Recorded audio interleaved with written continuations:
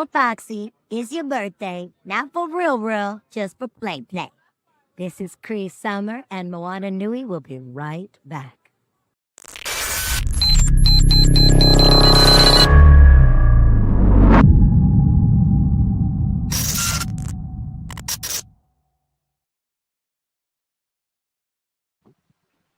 What's going on, everybody? Welcome back to another episode of Blerdkast Live.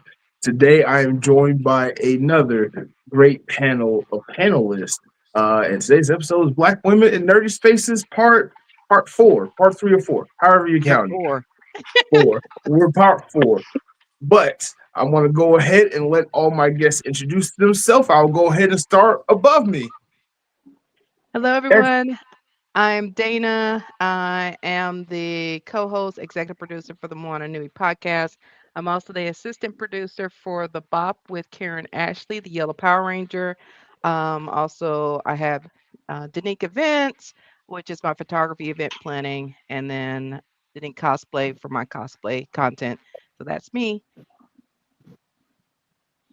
And hello again, everyone. I am B. Cunningham of B. Cunningham Cosplay. I am also the main vocalist on the Blue Storm Entertainment YouTube channel. And of course, again, award-winning cosplayer, headed to my next award-winning costume. We'll figure out what that is eventually. Good evening, everyone. My name is Joy Stevens, also known as Joyride08 on all social media. And I am a cosplayer, a video gamer, an anime watcher, a K-drama watcher, and your moderator for tonight. Hi, everyone. My name is Aishanique, but you can call me Izzy, also Izzy Ishihara. I am a cosplayer, anime watcher, reader, and that's pretty much about it. Okay. All right. So we will kick this thing right off. Mark, I want to make sure that you don't feel abused or anything, even though this is about Black women in nerdy spaces. Anything that you'd like to say before I launch into some questions? No, other than don't forget to hit that like button and go ahead and subscribe to Moana Nui podcast and Blerdography while you got it. Yes, get it coming and going both ways. All right, so we are expecting some other guests to join us tonight, but one of the things we're going to talk about at some point is adult money, and adult money requires you to have an adult job, meaning some people are still trying to get off work, trying to show up and everything, and we appreciate their efforts as they struggle to get here, but when they come in, we'll just have them introduce themselves quickly and keep going from there. All right, so let's get this started. We've been here before. So this is not, as I mentioned, this is like part 3 or 4 or 12 or whatever of Black Women in Nerdy Spaces, because there's a lot to say. And there's a lot of top contents and topics that haven't been covered before. So tonight, what we want to get into is the cosplay aspect of it all. We've talked before about what we've done and how we got started. Now we want to talk about where it's going. All right. So I want to hear from, so the first question I have for you all is, how do you see yourself evolving your cosplay over time? Like, we all started off with the closet stuff, some jeans and a jacket or whatever. How has it evolved in the last, let's say, 3 or 4 years? We'll start with Dana. For me, I lean in, especially when characters that I know I can't find in one of the mass-produced cosplay places. I have to lean into commission because I ain't got the time to sew or do any of that other stuff with everything else on my plate. So I'd rather pay someone else to do it for me. But it's one of those that I've always been drawn to, like, certain characters that, especially if it's a character of strong power, if it's, even if I have to gender bend a character, it's one of those that I like what they're about. They're about business, and and that is what I lean to as far as, like, characters that I look to cosplay and everything. But yeah, it's one of those that, I'm loving more animations coming out. We're seeing more evolving of seeing more on Netflix and other platforms that we can consume more series and see more characters that can influence our adding to our repertoire. So yeah. Mhm. Yeah. What about you, B. Cunningham?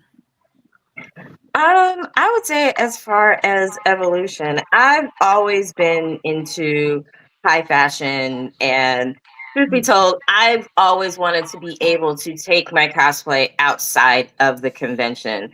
And if you look around, you are starting to see those influences. Like Mhm. my best example, I would say, is the Jimmy Choo Sailor Moon run. They've actually done 2 series of it, and it's sold out every single time it's come out. Right.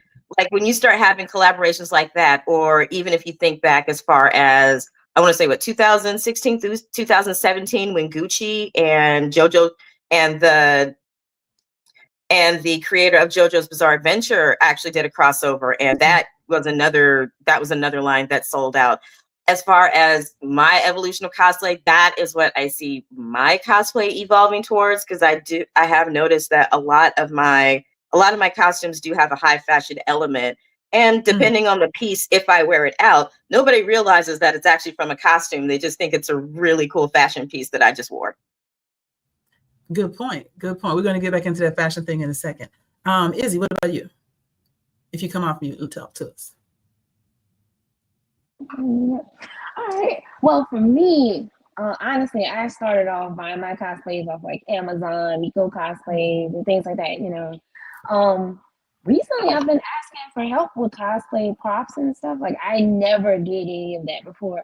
I was just okay with just having an outfit with a smile and going out there, So like now I'm starting to ask for like help with my props, and I'm taking more. I want to say a lead in how I actually the things that I have with my cosplays. Like I'm trying to actually make it look better these days for me. Mhm. Not it's not just store bought. I'm starting to add more things to it. So yeah, that's how it's evolving for me now. Okay. Yeah, I feel you. I started off with the rogue outfit that I bought the whole thing off of Amazon, some costume company, whatever. And of course, that costume company is not from the United States. So their extra large was like a medium plus. Yes. Yeah. Oh, So don't forget yeah, them really glad tags I too. had a jacket on. True. Sometimes it's like a medium, depending on what the company is.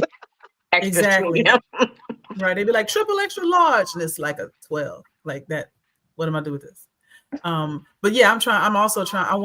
I've got a couple of costumes that I don't want to try to do the same thing every year. But then if I keep playing, like my go-to is Queen Charlotte.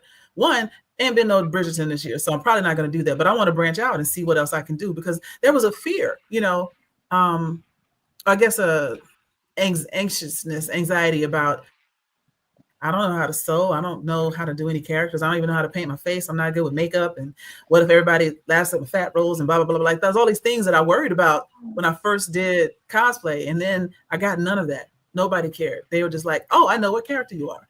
And that's like, I think the best part is when people say, I know what you're doing. And I see the mashup, or I recognize this person. And that's always really cool to me.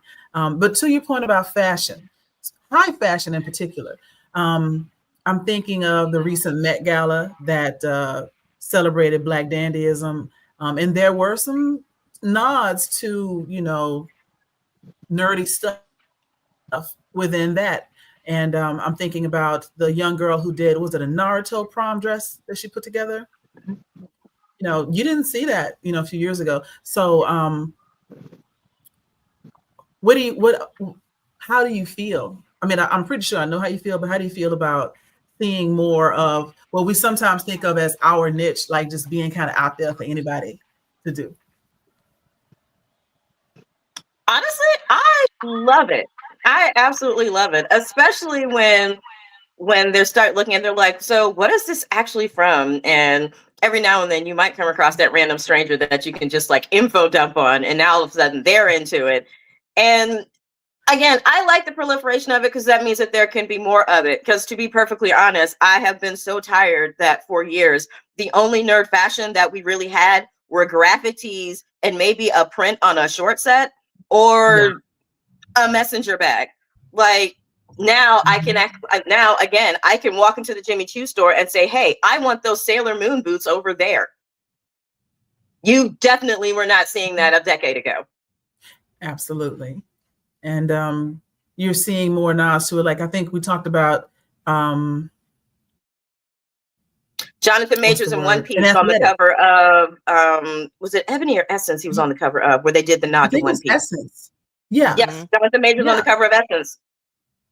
Yeah, and then you're seeing more people like you're seeing like all the athletes doing, things from like Naruto and whatnot.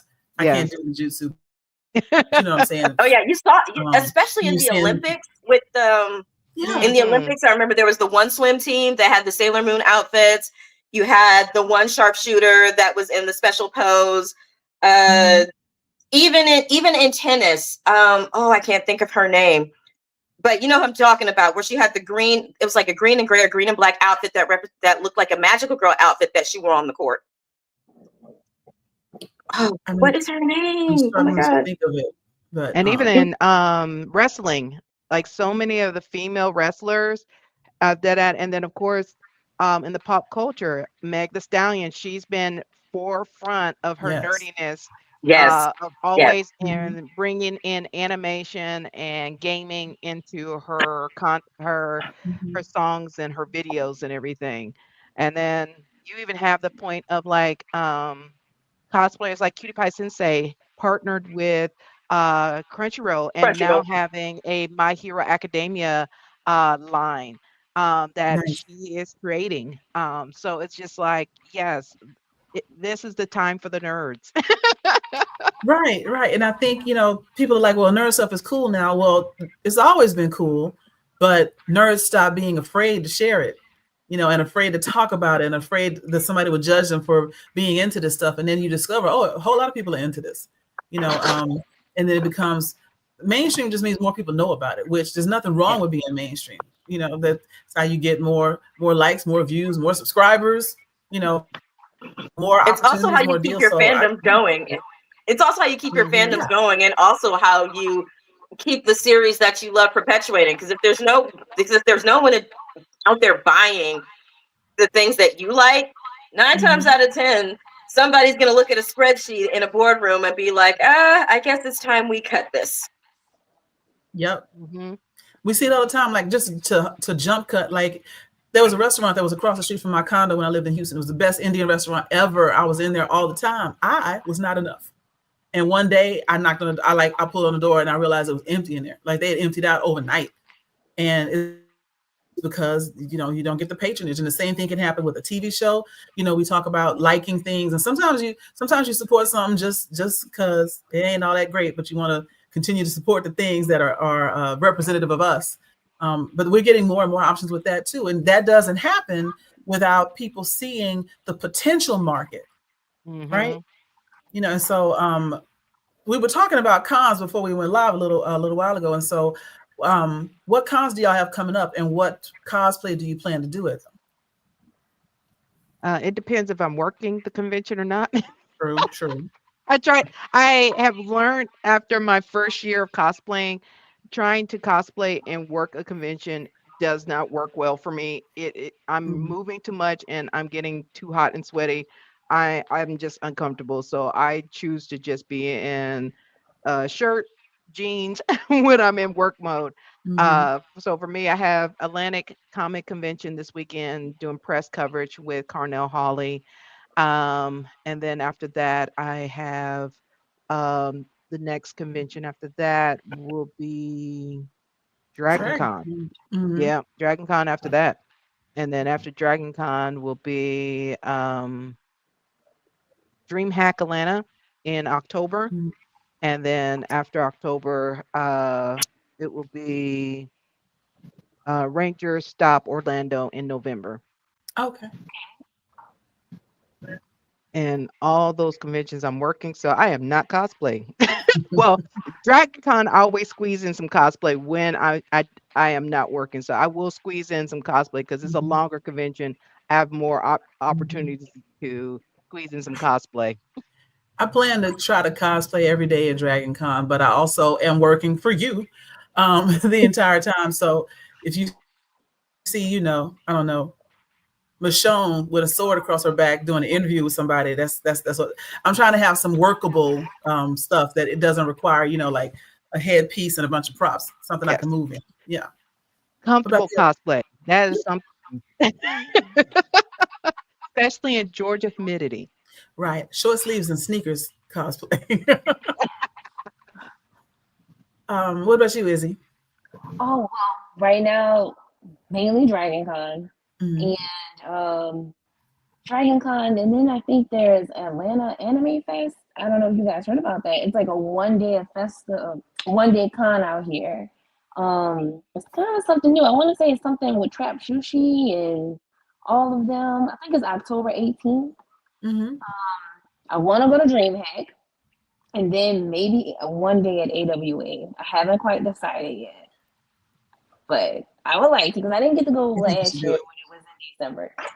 I think I should too. I want to see. I want to definitely see. It all depends on what my Christmas holiday looking like. Right. Okay. And award-winning cosplayer up top. What you got coming up?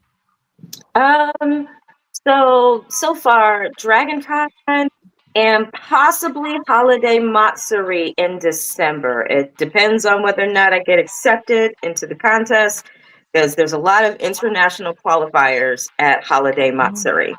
So if we can become an international award-winning cosplayer, we will be attending Holiday Matsuri. Yes, yes. I want that for you. Let's speak it into being right now. Go ahead and take that crown. Yes, that part.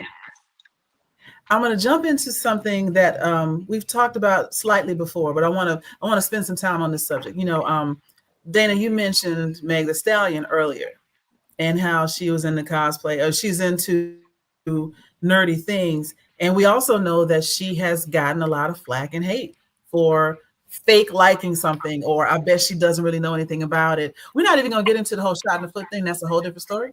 But if we think about, this is a celebrity that ostensibly a lot of guys would find attractive, that is saying that she's into this stuff, and they're like, no, you're not. I don't believe you. You're a liar. You clout chasing. How are you clout chasing nerd stuff? That don't even make no sense. But the question of the evening that I want to spend some time on is, what can men do, any man, but in specifically Black men for Black women, what can Black men do to protect Black women in some of these nerdy spaces where we sometimes find ourselves either objectified or discriminated against? Mm. Being both like staff and as a volunteer, but also press and photographer for these conventions is Mhm. being that person. Like I remember when I was a photographer for Dragon Con about 8 years ago, and I literally saw a cosplayer. I did not know who she was or anything. I saw she was being harassed, and I stepped forward. I'm a woman, and I stepped forward, and I was like, "Hey, if you see anybody who is staff, please signal any of us. We will help you." Da da da. And of course, we end up becoming friends. But it's one of those that men need to do the same thing. That they need to step up, not try to be about the they I hate the fact that they always say women are clout chasing, but I see it more with the men because they're trying to look good for the other guys. And if this guy is a Mhm. popular guy who's causing issues, they're not going to say anything because he's got, hundreds of thousand followers, da da da. So I'm going to be an echo chamber for him instead of calling Mm. out that behavior. So it's one of those you need to be able to step up, say something, but at the same time, why you quizzing us? You don't quiz men on if they know stuff. Why we have to know what color Sakura's panties was in episode 124 of Naruto to know if we know the series? Like the you brought Right. up about Meg the Stallion. She was in an anime club in high school and in college. There's footage and people have footage that they have shared online from those days to say, yeah, she's been Mhm. about this life before she became famous. So why are y'all still questioning that she's clout chasing? And they do Mhm. it even for us that they feel women can't be into anime unless they meet a certain criteria. You have to, be into You Dragon have Ball, to da da help da. write it, and yeah. You should have been one of the people that helped write Fist of the North Star. If you don't know everything, all the backstory of this one character that was in it and died in the first 15 minutes, you don't know the name of his kids back home in the village, you're not a real fan. Like, nope. I got you. You too pretty to be into this. Yeah. You know what? That is the big you hit on something really major there, because I remember, only slightly related, I was doing the lyrics to some Ratchet song, and the guys that I was playing spades with was like, "You too pretty to be rapping like that," and I'm like, it was like Goody Mob. I think it was Goody Mob. What was the song? I forget. When girl 13 years old exposed themselves to any Tom, Dick, and Hank, got more stretch marks and these hoes hollering they got back. Like, I was doing the whole thing. He's like, "You too pretty to be that hood." I was like, but I like the music. And I really like this. Why are you telling me this? Now, this is an interesting take. Girls went into anime way before guys were. And I think when you think of it, it depends on how you define it. And it depends on what, again, when we you let men define it, they X out a lot of things that women used to watch as that's not real. Because if it doesn't have Sailor fights in it, Moon. we're right. And a lot, especially for, I'd say, anybody maybe 40 and under, they probably were into Sailor Moon before some of the guys got into Dragon Ball, you know? Mm-hmm. But if you say that out loud, especially in, some nerd groups that we all know about that we don't frequent anymore, you say that out loud in the wrong place and you getting dragged, if not doxxed. Like, why we got to do all that? Right? Just because I said I was in the Sailor Moon 2 years before you got into X-Men, like, why is it a competition? Mm-hmm. And and they just get right here, they don't count shoujo. Yeah, because it's like you have to be a certain type of anime, of a genre of anime to quote unquote count. If it's anything of rom-coms, heartfelt, anything like that, it's like, nope, that's the girl stuff. That's not real anime. It came from right. Japan, Japanese animation. It's That part. I don't care if it's Studio Ghibli, because Studio Ghibli be coming for the juggler too. Or if you're going all the way to, like you said, Beast of the North Star, it doesn't matter. Whatever brings you into it, that's what it should be. That's my whole thing with it. But the idea that you are too pretty to be into nerd stuff has always been a falsehood. And I think it also speaks to not our problem, but the problem with the people that are trying to put us in these boxes is that, you hypothetically, you got a guy who says he can't find any girls that are into what he's into. And then here comes a gorgeous girl who says she's into that, but she ain't gonna like him. Because, let's be real, and so then he's angry because she's a 8.5 and he's a 4.5. So he's like, well, you can't be really into this stuff because there's a level of, unless you look the part, you don't count. But then even when you look the part, you're still getting questioned to a point. So it's like double-edged sword. Which leads me to another thing. So, okay, let's just happen to say that maybe she really doesn't know that much about it and everything like that, but she's showing an interest. So help me understand. You're talking about you can't find a girl that's into the stuff like that, but here is someone showing enough interest in you to actually try to figure out what it is that you like, but you still don't want that. Help me understand that. You make that again. You making really good points. I think.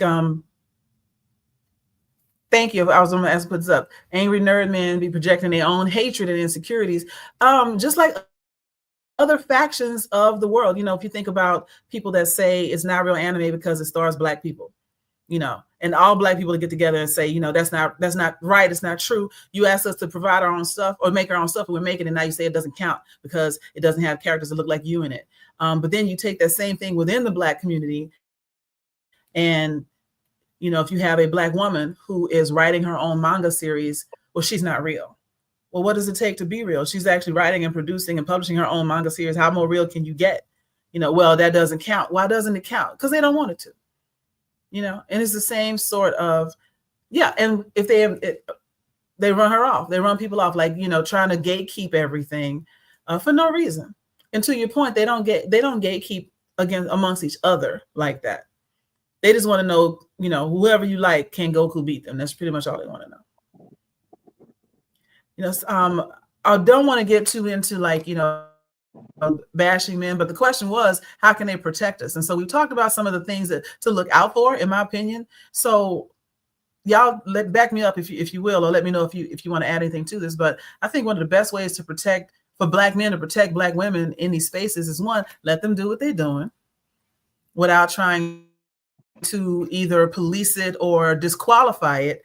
And when you see someone being harassed online or being objectified or what have you, say something. Like you said, like you stepped in with the other girl. Those two things.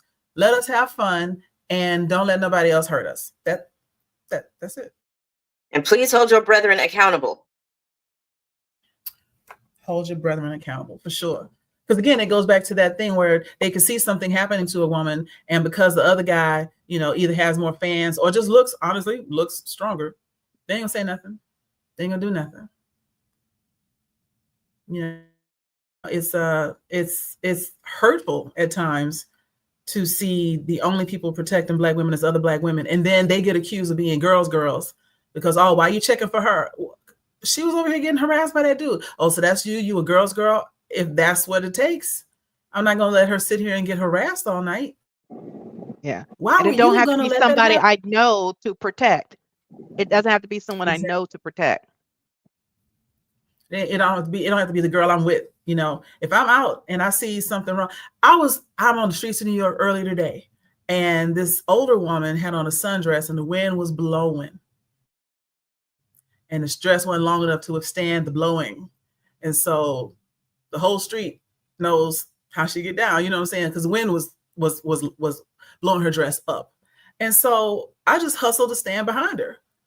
You know, like, she passed several people that kind of giggled and everything, and I know she could feel the breeze, but, you know, she's trying to get somewhere. She had stuff in her hands. So when we got, she was slowing down for the light to change, and I just stood behind her. I was like, baby girl, your dress is blowing up. And she's like, I know, I can't grab it. So I just walked behind her until she crossed the street, and I was like, let me hold it. And she tied a knot in the side so it wouldn't be so caught in the wind so she could move on. But nobody else in the street was trying to help her. They were just laughing at her. And I'm sure she was mortified, right? And all it took was, you know, just walk behind her so can't nobody see as the wind is blowing. That's the kind of protection we're talking about. You know, it don't take much. I don't know her. I will never see her again in life.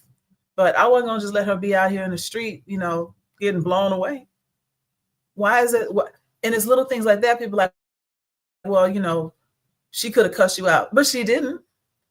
You know, I don't predicate me being nice or helpful to another Black woman on whether or not they're going to appreciate it. I just know I'm doing what I think needs to be done. Yes, Mark. Given that same scenario, just speaking for non-toxic men, if a man were to be in that same situation and were to do the same thing you would have done, a lot of times it would have been perceived as we're being a creep by the person we're trying to protect in that situation, just given today's society and things like that.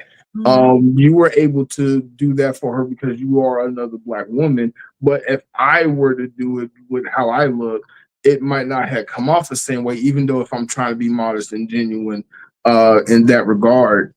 So in situations like that, like, how can we as men be not be approachable, but go out and protect Black women without what's the word I'm looking for?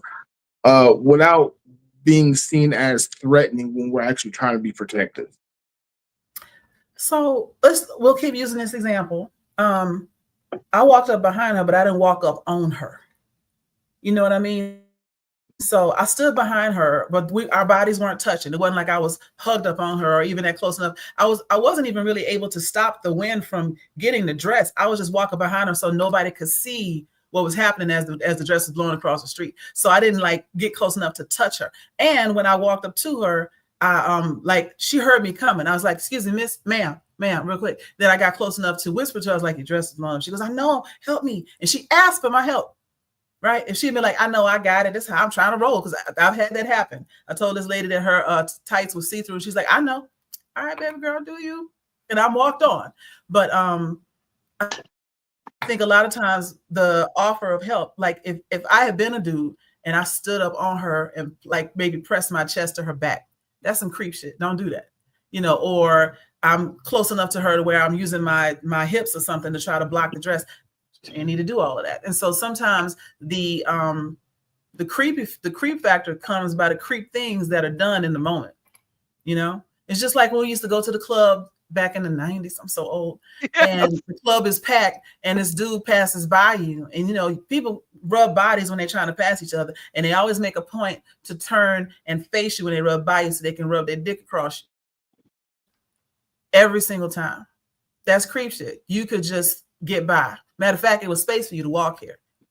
So I hear your point, and it is valid. There are going to be some women to be like, get off me. Again, if she had said, back up off me, I don't know you, she had her right to say that. I'd be like, I bet. I was just trying to help. Yes. And I think that's another part of it. Like, go ahead.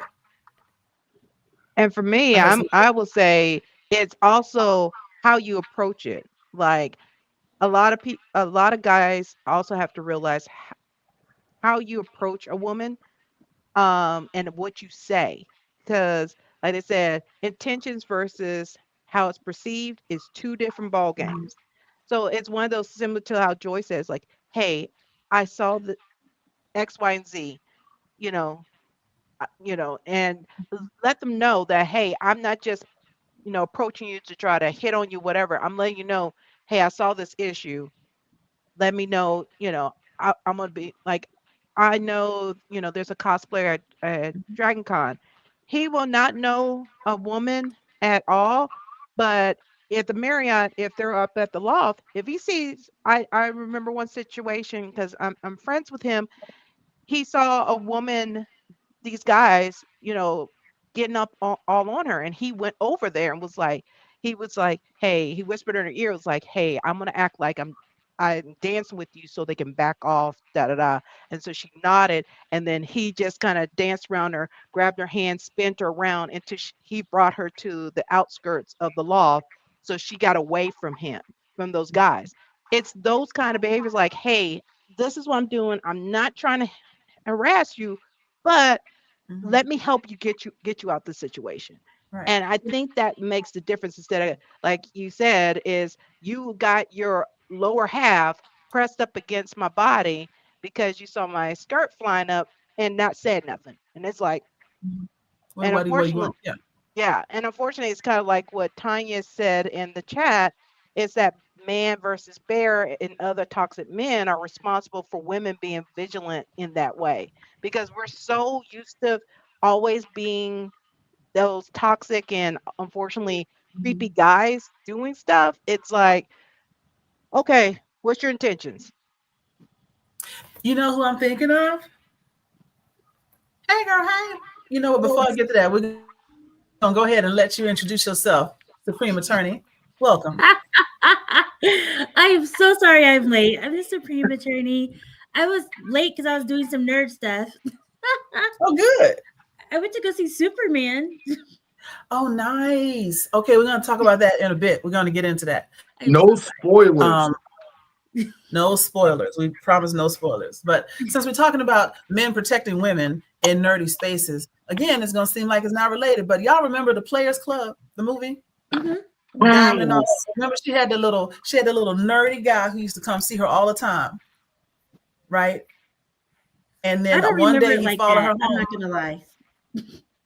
So anyway, in the movie, you got all these other guys who like treat her bad or whatever. And this guy always just like just give her money every night. And he was like a little thin framed, nerdy guy, the glasses and the sweater vest and all that stuff. He was he was stereotyped to be that way. But then one night he follows her home and he's like, her door, chase her down. He's like, Diamond, I spent a lot of money on you, Diamond. So all of the things that he had done for her, making her think he was a nice guy, was only in service of, I'm trying to get with you. The nice guy checklist, that punch card. Once I hit 10, That means you're Right. mine. Blowjob with 10 things I've done, right? That's how that works. It's not how it works.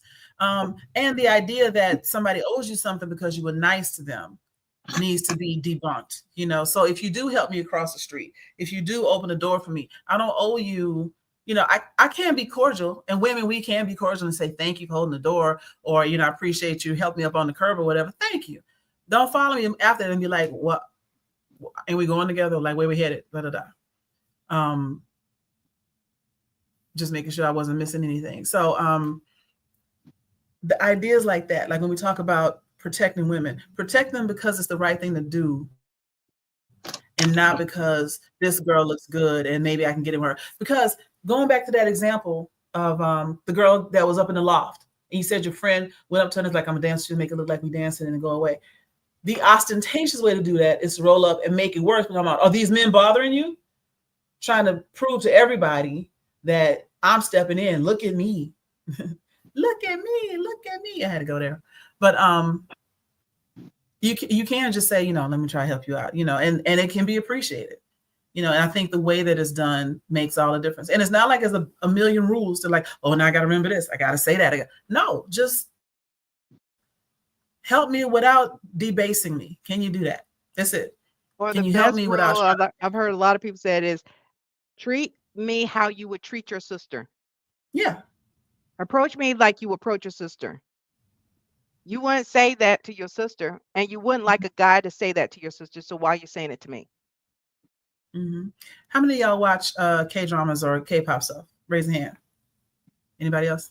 Thank you guys. I know you went to Stray Kids concert. Okay. So the reason I bring that up is you see this quite often when you see a bunch of like K-pop male idols or actors or what have you at like an award show, and like a girl has a wardrobe malfunction and something comes loose, and you see them just stand in front of her because the paparazzi is taking pictures and she might have something might pop out, and they just stand in front of her. And it's not like it happens so often that everybody knows that's what's going on, but he doesn't touch her. He's very respectful. And I've even seen one of them when he was standing in front of her, and a paparazzi tried to get around him, and he opened his coat to continue to block her, and then turned around and looked at the guy like cursing him out in Korean, but something like, hey, back up. So when we talk about protection, he wasn't doing it because he was trying to date her. He was doing it because he didn't want her to be embarrassed, and he didn't want her to feel. He also didn't want anything negative about her out on the internet.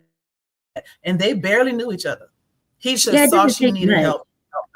Right. It doesn't take much. You don't have to make a big spectacle of it either. Just step in. Yeah. It's as easy as somebody looking like they're not uncomfortable. I'd be like, hey, you want me to walk you here? Mm-hmm. Thank you. That's it. And that's the other thing is recognizing when someone looks uncomfortable.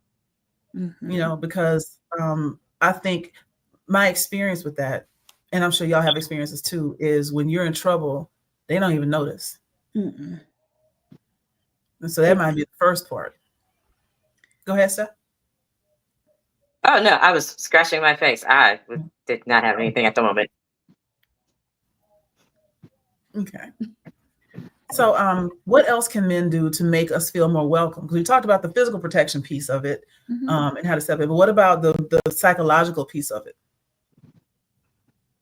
That there's like we talked about earlier, there's debate if we're on a debating topic versus you questioning my nerdiness. Mm-hmm. That's a huge difference, because they're like, oh no, I was just like, I've heard a lot of guys like, oh, I was just trying to start a debate. No, you didn't start with, this is a debate. You went instantly into, well, tell me your top 5, or tell me if you're into Naruto, tell me what happened in episode. I'm just like, I'm gonna punch you in the jugular. Mm-hmm. Even stuff like that, if a guy just comes in and like starts taking over for you, it's like, you know what? Bet. Thank you. Oh, we're supposed to raise hands? Mark. I am so sorry. No, it's just Mark. Oh, okay. Because I don't want to speak over anybody, because this is y'all's show. But mm-hmm. I do have a question with this. Where's the line? Like, I get their extremes as far as like going into debates and things like that. But what if I'm just trying to get to know you and get to know some of the things you like? Because I've kind of gotten into trouble with that by just asking someone of the opposite sex who's a nerd, just like, hey, what are some of your favorite animes? And they automatically go off the rip. And I'm like, no, I'm just trying to get to know you. I'm not even trying to like do anything weird like that. Like, I'm just a nerd. I'm a content creator. I'm just trying to Hmm. the gauge and see if we have the same interests and see if like we can work together or something like that. And I've been Just burnt become. so many times. Well, I think that comes Mhm. from, unfortunately, the vigilance that a lot of us have experienced, and we're that Mhm. instant defense. But the thing is, like, how did you initially approach it? It's like, hey, I, you know, I would love to get to know more about you. Can you tell me what are your favorite animes? It's I'll like that I lead can up give you some to it before, examples. instead of getting hit, Yes, because give a us lot of guys examples, will Mark. hit us straight with the question. So tell me, Mhm. how are you into how you're a nerd? Excuse me? Right. Or Okay, like, oh, so what are your top 5 anime if you actually watch it? all right. Yeah. So my one example I have actually comes from MomoCon when we did the Black Women in Nerdy Spaces live at MomoCon, and we had a last minute dropout, and I literally, as we were about to film, had to find somebody because I like balance and so something was going on. I was like, I need to find a replacement, and I went around for about a good 5 minutes begging anyone who I could find that identifies as a woman who's in cosplay to come be on the show. Luckily, I was able to get Christina, and I am so grateful for that. But even she initially gave me no because I guess I was being frantic and trying to explain what's going on. And I wasn't being so clear. But I just approached them just because I'm me. I just do that. And I'm like, hey, I could really use your help. This is the situation. And, there were some of the volunteers there from MomoCon who was there who were vouching for me, like, hey, he's telling the truth. This is what they're doing. But I still got 5 no's before Christina turned around and did a yes. Um, Mhm. so situations like that, I guess. Well, for So, that, being on a live show, even being a press outlet myself, there's a lot of people that are not comfortable on being on a live. That if they know I'm being recorded, that means if I mess up, I can speak again and you can edit it. Versus a live, it is out there. So a lot of people are not comfortable live. So that may be why they were saying no when you're like, hey, this is a live show. They're like, oh, no, no, no, no, no, no, no. So that may be mhm. some of it. That's where I'm coming from it. But go ahead, Joy. I was going to say the same thing. Like, everybody don't want to be famous, and everybody doesn't want to be in the spotlight. There's a lot of a higher propensity of introverts in STEM and nerdy spaces, and the idea of, hey, do you want to go talk on camera? Absolutely not. No. And And then it's so I also think you there may see have so been a many piece of people. it. Oh, sorry. No, go ahead. Oh, because you also see so many people get embarrassed by content creators. So it's like, I don't know what you're coming to me with. Are you coming Mhm. with to me because you actually want me to do this and with good intentions? Or are you trying to put me on blast because I don't know the episode 5 of Naruto second number 39? Mhm. Yeah. And you're Okay. right. It's a lot to handle. If you've never been on a panel, you've never done any public speaking before. Christina was amazing, by the way. Like, she Yeah. just jumped right in. But also, I don't think that was her first time having been in the public eye like that. So you lucked up on someone who wasn't maybe as anxious about it. Because if somebody asked me, hey, we need one more person to come on this cooking show, you want to come? Absolutely not. I can cook. I don't want to do it on a show when you about to judge my saltiness of my food. No, I'm good. I don't do that. And then there's also the casting couch type of thing where, hey, we're doing this over in this room that no one else has access to. I promise it's real. Nah, bro, I don't know you. Yeah, you're not a small guy, Mark. You're not small. And if something And then like you in an alternate universe, if that happens and somebody does something wrong to somebody else, the first thing people are going to say is, well, why she go with him? She had to know. She had to know what was happening. She the one went in there. That's on her. Victim blaming hmm all the Mm-hmm. time. and then on I top of said we want that, to talk about. Say what? no, I was saying on top of that, they said the number one fear most people have is public speaking. So Mhm. a lot Mm-hmm. of people do not want to even do interviews or stuff like that because public speaking, that is not their forte. I'm fine talking to people I know, because unfortunately in the nerdy space, majority of the people are introverts. They don't want to talk to people they don't know. And you, unless I know I have something in common with you that I feel like we connect, I ain't talking to you. That is weird to me because in a nerdy space, like I turn into an extrovert. I get this unbridled energy that people say is like annoying, but like I just get this energy and I become this true nerd self and I just go out there and just do stuff and I get stuff done, but I guess like It's because you're comfortable in that space. That yeah. is a space that's welcoming to you. But it's kind of like that spectrum of from extrovert, ambivert, and then you got extreme introverts. Some of them, Mhm. that may be their first time because their friends dragged them out. Like, look, you coming out with me, and they're just like, I don't want to do a people. I don't people. Yep. Right. And that's another part of respect. You know, the golden rule is treat other people the way you want to be treated. But the platinum rule is treat other people the way they ask you to treat them. And so even though you may be comfortable, like, well, somebody asked me that, I jump on it. Everybody ain't you. Most people, matter of fact, nobody else is you. And so there are a lot of folks, statistically speaking, that don't like being in the public eye. And you probably, considering where we were, you probably ran across a few of them before you found Christine. You know, because like, what was it, last year, Dragon Con, our good friend Jarvis asked me like I volunteered. I was like, y'all need anybody for a panel? Holla at your girl. And he's like, actually, can you be there Thursday? And I was like, bet. And now this year I'm going back and I'm excited about it because I want to be talking. I want to be out there in the public eye. And if things were different and I was out there in my Queen Charlotte get up or whatever, and you're like, hey, you want to be able to say less, let's go. On spot. Nah, you know, I'd have kept my hand on my mace just in case you try to get me and go in the room. You never know. I'm not going to be a statistic. But I mean, that hypervigilance is real. Women are always worried about what's about to happen because they've had to worry about what's about to happen. And you always hear about something happening after the con or during the con.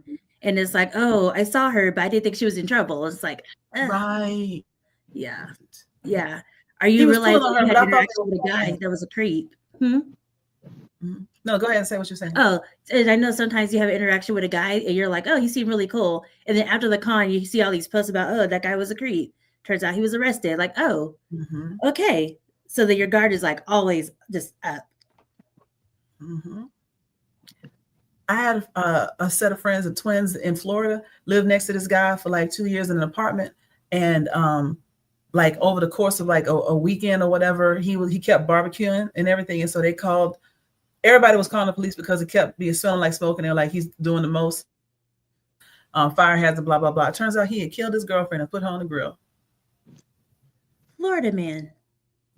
Yes, it was Florida. It was in Florida. And I just say that because they spoke to him all the time. They thought he was all right. And so that didn't happen to them, but the idea that you could be that close to someone that sees no value in a human life is disconcerting, to say the least. You know, and so yeah, the hypervigilance that women feel, if you want to know how to protect us, look out for us, don't touch us. And if you see us looking a little concerned, hey, you all right? You good? You need some help or something like that, you know? Usually if they're looking around like, okay, somebody please recognize me, somebody, just anybody. Because then if we say like, I don't really want to talk to you, that person could end up dead. Right. There are instances of, I remember, what was it, a girl walking down the street, this dude tried to get a number and she told him no and he shot her. Right. No warning. Yes. Us saying no is not because like, it's hard. It's hard. Usually when we're in a group, we feel more comfortable to be like, yeah, no, I'm good. So that's a dynamic change too. And it's not just men that can assume a woman is okay. Women do it too. Oh yeah, all the time. She shouldn't have had that on. All of that kind of stuff. Yeah, okay, we do. Yes, Mark. Okay. And Izzy, you know exactly what I'm talking about when I bring this up, but I'm not gonna say names just because for reasons. But I do cosplay photography a lot, and a lot of times as a photographer, I'm put in compromising positions. I have a client who likes to hire me for shoots, and he likes to find cosplayers in a certain particular cosplay and do a certain pose from a certain meme. And for years, I was so dead against it, even though like they were ultimately I did it because they were paying me, but I always had issues with doing it because I'm like, I feel uncomfortable as a man, as a photographer, doing these images, knowing who I know who the person is. Granted, I don't know the person like that, but I had to go to my client and explain to him like, hey, I don't like taking these type of shots, and he had to explain to me that he gets consent from the cosplayers that he does these poses with, and I'm like, okay, but I still don't like it. The only reason why I'm doing this is because I'm literally just taking your money. Um, there have been other situations that have happened where I've been like, no, we're not even doing a photo shoot. Here's the contract and rip it up. But in some situations, I've had to like determine, should I say something or should I just allow it and just let it go? And there's a situation like that with this particular client because it's gonna happen again. I'm still gonna be uncomfortable with it, even though I know that he's getting consent from the other cosplayers. What would I do? How should I handle that in the future? Because I prefer to protect women versus be one of the guys and just let stuff like that go. If that makes sense.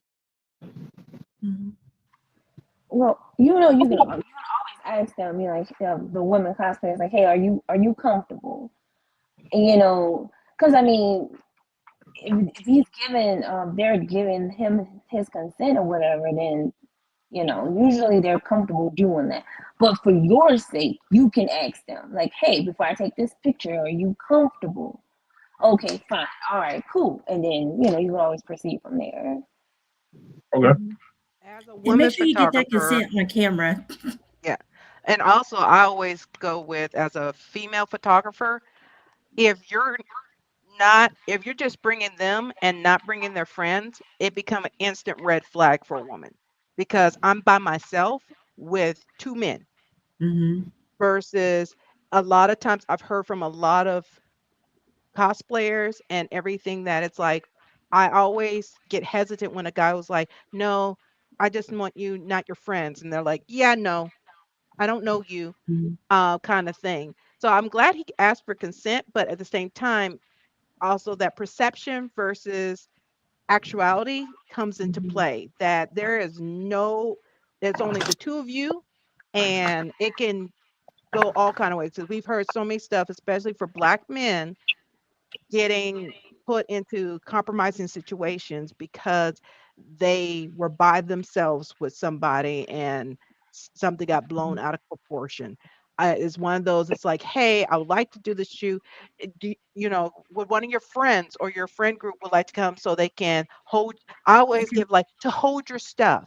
So you don't have to put your stuff on the ground because most women don't want to put their purses on the ground. So then it makes them feel like, oh, that's why I don't have to tell them I don't feel comfortable, but he's making it that I need a handler. So yes, I can use that as my excuse. I'll be like, hey, do you need your friends to come and hold your purse and your stuff while we take these pictures? Even if I'm another fellow woman, I want at least make sure someone they know is in proximity. Because at the same time, I don't want their stuff to be sitting somewhere and someone we see it at certain cons will snatch it because no one's watching their purse or their stuff. So I always offer that so somebody can grab that can be holding their stuff at the same time securing their stuff, but them feeling secure when they're being brought out of a crowd Mm-hmm. to take a picture. And if this sounds like a lot of stuff to think about, we all think about this all the time. This is not a lot for us to think about. What's happening here? Who do I come with? Where's my purse? Where's my stuff? Who's with me? Where am I going? What's the outcome of this? Do I know these two people? Why did they ask me? Like all of this stuff happens. It's one of the reasons that we tend to be unconsciously anxious is because we're always thinking through all of these things with every decision we make. If this goes south, what's going to happen? Do I need to record this? All these things popping up in your head constantly. No, I agree. I almost require man, woman, doesn't matter. If I'm your photographer, you need to have somebody there. I need to have somebody there. Normally, I have my assistant. just because it makes me look better as a photographer having somebody else in my company logo shirt, and they also got camera gear, whatever, whatever. And like what Dana was saying, like yeah, if you are doing a photo shoot, have a handler. Like everybody needs to be comfortable. My biggest thing in any photo shoot I do, cosplay or not, everybody, including you, got to be comfortable. Even Stephanie can tell you, I've done photo shoots where I'm like, no, Stephanie, we need. I know we know each other, but I want your husband there just because I don't want no mess. And for whatever reason, I will drag him out the house and make him watch. Angie, same thing. Like your husband, I want them there at these photo shoots because it's for your protection and for mine. You also can just not agree to the photo shoot if it's something like that. Like they I've done both that. consent. I love saying no now. I love saying no. That's my new favorite thing to tell clients is no. That's another part of adult money is when you have the financial freedom to not do something. Yes. All right. That was a good discussion. I think overall around the idea of protection. We're not going to solve that tonight, but I think we got some good things to discuss, or some good things for people to think about. So any guys that are watching this, you probably went through several phases of whatever. Okay, well, I guess I'm hoping that you end up with, I guess I can do that. Keep an eye out if someone looks uncomfortable, offer to help. And even if she turns you down, the offer would be appreciated. Even if she's like, I got this, I don't need you. Still, you didn't do it. You didn't do it because you wanted thanks from her. You're doing it because it seemed like she needed help, right? Now, Joy, I So know moving on. Miles Simmons put this in the comments. I wanted us to go back to it, that he wanted to pick the brains of women that watch anime because women have put him onto a series he never knew existed. And I think that was very funny because I wanted to respond to this and I wanted to see everybody else's response, because I've noticed that with a lot of guys that if characters look too girly or cutesy, they're like, oh no, like there's a one series I put guys on and they get it's a series called Skip Beat. And is he laughing? Yeah. But they look at the cover of the anime and was like, nah, I'm like, watch the first episode and come back to me. And every guy I get to watch that, they look at me, I'm like, so they're like, next episode. And then they're like thrown off. I'm like, don't let it because it's a woman lead or a little girl lead that is about to be, slice of life. No, this one is she's about revenge and Pandora's box. He's like, you open my Yes. Pandora's box and I'm coming for you.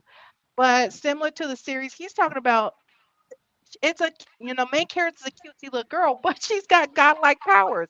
But most guys, when they see the cover of her being on the cover of that anime, they're like, nah, but they don't realize, no, this series is good. You bring up a good point. A lot of that slice of life anime has proliferated because more women are watching things.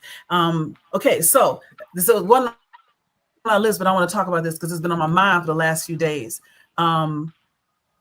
I watch a lot of K-dramas. I'm a big fan of K-pop. Well, I'm a big fan of Stray Kids, if nothing else. But there's this idea of, these cute guys and these pretty guys, and that they're not real. Of course, they're not real. It's either anime or a bunch of makeup. We know that. But cute guys that are not afraid to be in touch with their feelings, and they seem to be chivalrous, but also, know how to handle, like a little bit of perfect everything in every way, which of course is unreal. But the idea of men being cute, having a skincare routine, personal grooming, being into fashion, and also, like I mentioned before, like with soap. taking a shower with soap on your legs and everything every day. It'd be great. Jeez, who does it? Girl, look. But saying that these men are effeminate, when I'm looking at the muscles, I'm looking at the abs, I'm looking at the nature of the song they're singing. Shoot it in your mouth. I heard you say that, little boy. But they don't they're not, to me, giving feminine energy there, but they are giving well-groomed masculine energy. And the whole thing about K-dramas being so well received around the world why do you know this whole Korean wave, etc. And you discover that a lot of women write K-dramas, and they write things that women want to see, and women tend to be consumers of all of that. And so a lot of women write the animes that a lot of these guys really like and talk about. Yeah, the ones that have a little bit more emotional depth tend to have Don. I remember specifically. Now this wasn't a girl involved, but the showrunner, when they were working on it, somebody took him and gave him a bunch of romance novels and said, read these, and then some other, like a couple of shows to watch, and watch this, because we don't want y'all messing up the romance. Because when men were writing it, it would be like boy meets girl, boy hates girl, girl hates boy, and then they love each other, and it didn't make any sense. And if you watch Don, you see this slow build of a true friendship into potentially relationship. And there's some tension there, here and there, but nothing. It's making sense. It's making sense to women, at least. And so I want to once and for all say to any man that is listening to this, take a bath. But also, I want to say, it's not all about you. Wrong. It's not all about you. And you will find yourself, like Miles said in the comments, you'll find yourself being opened up to worlds that you didn't know about if you get away from this idea of what a man is supposed to be. There's a whole lot more stuff out there. And you might even find yourself learning some tips about how to attract the women that are into anime and into nerd stuff and into cosplay, if you try to bring out the characteristics that you see these other guys that they like. Bring that out, because it's not about money and muscles. These guys tend to be on the thin side, but they're well grown, whatever that might mean for you. Take a bath, comb your hair, put a mint in your mouth, and smile. That might be great. And they do a lot of fan service for us. That's why we eat it up. Well, the K-poppers, a lot of fan service. Like ATEEZ is doing Your Fantasy. Like, what? That's the name of the tour, isn't it? Yeah, of course I went. Yes. And I had a great time. Lost my voice. I was dressed very inappropriately. It was great. But that's based on what they were servicing me with. So I was like, yes. Like Stray Kids has this thing called Two Kids Room, and two of the members will sit and talk to each other and basically give each other compliments. Like, I always looked up to you because when we first started out as trainees, you had my back, and that's why you've always been like a big brother to me. Another one's like, you're really mature for your age, and I've seen you grow. And it's just emotionally intelligent conversation between two men, and the comments under this is all, Felix, I want to have your baby. Like, just women like that, the maturity of it all. And it's not hard to do, but it is unusual, especially in America, for men to show emotion, to be physically affectionate without it being sexual. Yeah, and it's like a true brotherhood, but they're not LGBTQ, but it's a brotherhood, and it's a healthy brotherhood. Right.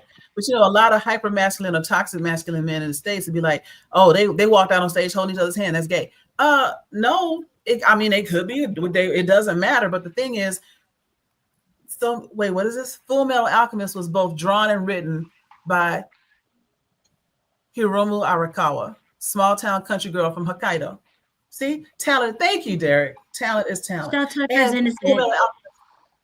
Say what? Shao Tucker is innocent. Go on.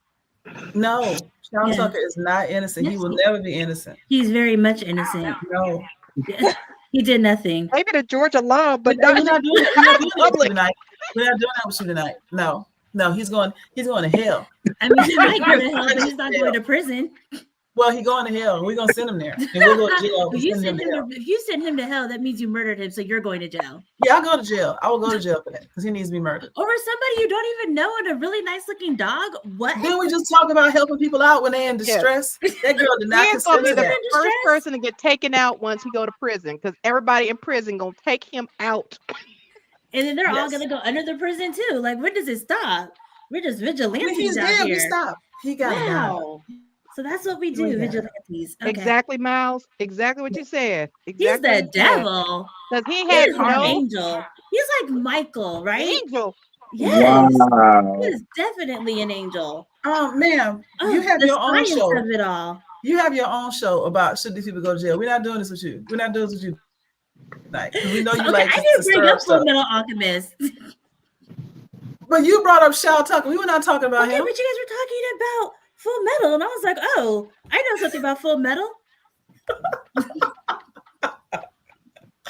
That is funny. She's like, Did I I know watch something the about Full entire Metal. series? Let me No. drop Did this I watch? bomb in the chat real quick.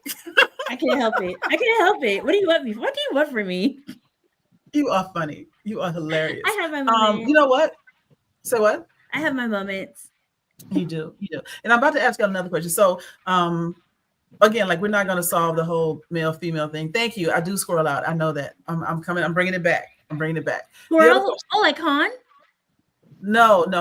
He's calling me out because I get off topic a bit. Squirrel. Oh. I love I went straight to K-pop. Because we were talking that. But so I feel like we've talked about the idea that maybe Korean women writers are representing what we want to see on television, and even though it's written maybe with a woman's gaze, it is something that attracts the eye of male and female consumers because it's written well. It's a good story. It's believable.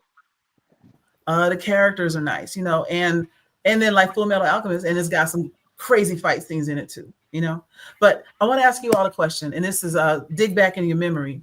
And the only person that is off limits in this question is Storm. Other than Storm, who do you think, or who have you seen that represents you in like nerdy entertainment? And it doesn't have to just be comic books, just anywhere. Raven from Teen Titans. Yes. Yeah, I've always been a Raven girl. I'm with you on that. Raven had the snark and the moodiness down pat. I loved it. Anybody else? If I had to think about it, it would be Vixen, just for the fashion side of it, all the modeling she does, and just being able to go around the world and model all of that. You know what? That's a great point because she was a supermodel and a superhero. Yeah. Mm-hmm. Nice.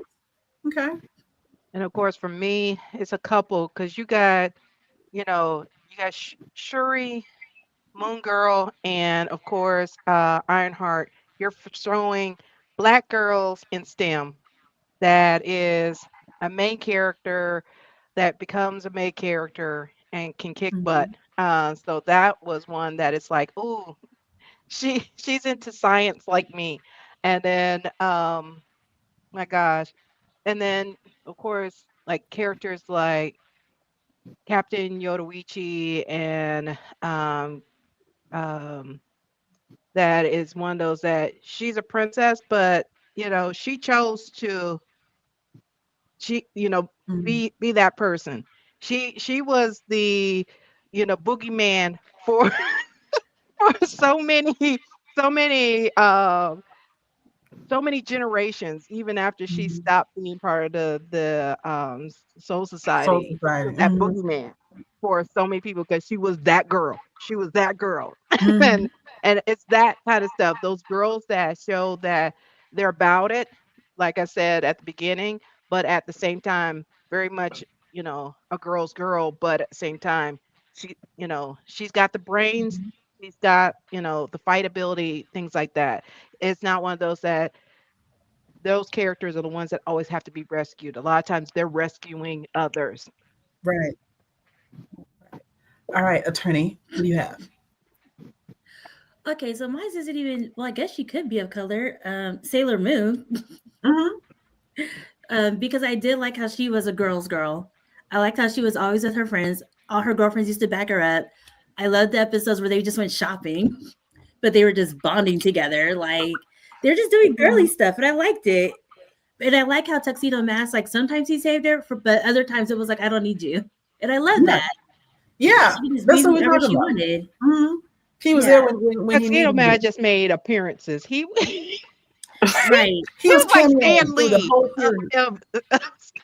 yeah, he was just a thirst trap. and then I also liked I forgot her name. But it was in Gargoyles.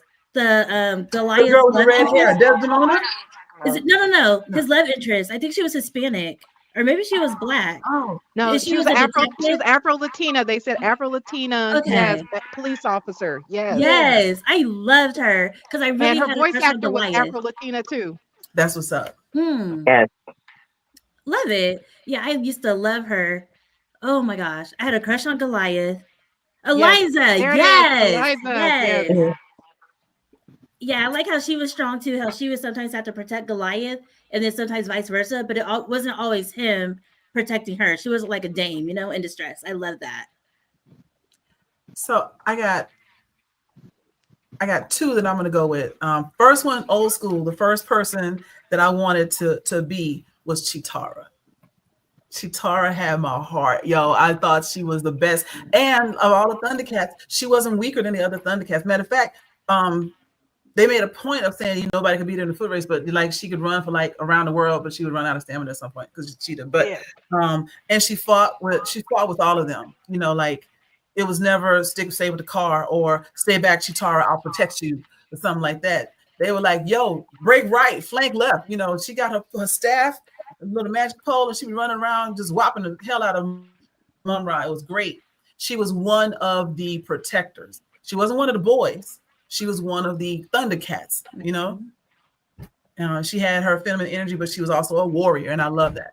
The other one is Zoe Washburn from Firefly, which was, what was her name?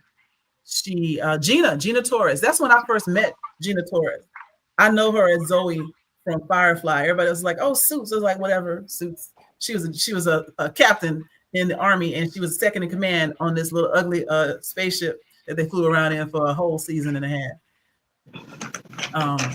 I just liked her style. She was very no nonsense. She loved her husband. But she will kill you if you need killing. And it was great. Yeah, if you need killing, that's my apocalypse credo. I will kill you if you need killing. Mm-hmm. Don't need killing. You'll be fine.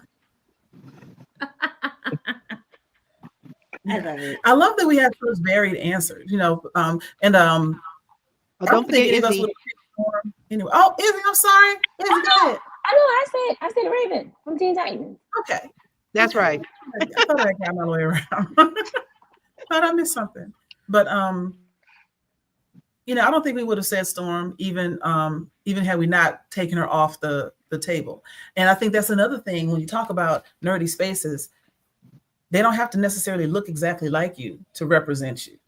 Although it does help if there is some form of representation. I love Moon Girl, Devil Dinosaur. I love Ironheart. I even like a little crazy Miss Marvel with a little young crazy tail. But you can have people that remind you of yourself. The reason I played Rogue is because I identify with Rogue. And that brings me to the next question is being a Black cosplayer in these spaces. Have you seen this improve? Because like years ago, there people would yell, you can't be Rogue because Rogue is white. Whatever. I look just like her. But have y'all seen that get better or just get different over the last few years? Online or offline? Online, there's still the keyboard warriors that are quick to say the Black version of this, Black version of that, N-word this, that stuff like that. But at conventions, of course, if they're in the crowd, they can't say it because they know they're going to get mollywopped. But but you do get the support, especially if someone recognizes your character. They're like, oh my gosh, let me take a picture of you. Oh my gosh, your cosplay looks amazing. But the keyboard warriors on social media, different story. But I have been seeing it where the community will support the person if they get like one negative comment about that character is not Black. The community will just hammer that person down to the point maybe don't say anything anymore. Yeah. And I love when I see like that in the comments. That is something that I have to actually piggyback and agree with Dana on. As far as the in-person community, I've learned a lot of people can be cowards, like legit cowards. They'll never do it to your face, but I don't know, they get some kind of courage behind the keyboard and they're quick to tell you that that's not how that character's supposed to look, or maybe it would be better if you did this character, or depending on the forum, they might just mark it not suitable for work just because you're brown. Wow. That's actually happened to me. And you guys have seen my Wonder Woman costume. That costume's about as G-rated as it comes. That's my favorite cosplay of yours. Exactly. And like, I think I posted it in 2 cosplayer Reddits and automatically marked as not suitable for work. And like, nobody can seem to provide an explanation as to why it's not suitable for work. It's just no response, no nothing. Or they'll remove it saying that you violated some type of not suitable for work rule that they have. I'm not gonna lie, you look very good in that cosplay. But it is a very PG rated cosplay. Yeah, it's just hate, and it is not lost on any of us. I think where you one of us will get banned or shadow banned or put on probation or whatever, just for saying hello on the internet, and meanwhile other people are calling us out our name and threatening to unallow us and all kind of stuff, and they'd be like, well, this does not go against our guidelines. Okay. Oh, that's all of TikTok. Yeah, all day. So back to happier stuff. I want to round this out because we y'all mentioned earlier, you know, just the idea of STEM and science fiction. And I want to ask you, who are you? Are you reading any good science fiction now? Are you writing any good science fiction? Or how are you into that space? And any recommendations for people that want to get into maybe like Afrofuturism, anything like that? What are y'all up to on that front? Yes, Mark? I am reading this really, really well-written, amazing manga called The Seventh Kingdom by R.J. Atkinson. I picked it up and read it, and I just keep reading the same issue over and over again, wishing it would turn into issue 2. So she needs to get on that, but I am enjoying that right now. Wonderful. Yeah, a manga written by a Black woman. It's exactly what we're talking about. People say, make your own stuff. We did. And now we support it. Izzy. Oh, so I don't know if you're familiar with J.K. Jemisin. Yeah, N.K. Jemisin. Yes, it is. So I read a book by her. I can't think of it right now, but I know when I read that book, it inspired me to write my own sci-fi book based on, oh my God, I want to finish it. It's going to take me forever, but reading her book, just, oh my God, it was just, she's a Black author, by the way. And it inspired me to write my own sci-fi. I'm big in sci-fi. I really like Star Trek. So I was, Captain O'Hara is one of my favorite. I do her cosplay too. And I really like the sci-fi. I'm more into sci-fi fantasy. Yeah, I'm with you on the sci-fi fantasy as well, and post-apocalyptic stuff too. N.K. Jemisin, was it The Fifth Kingdom that you read, or The Obelisk Gate? I think it was The Fifth Kingdom. That's what I think that's what it was.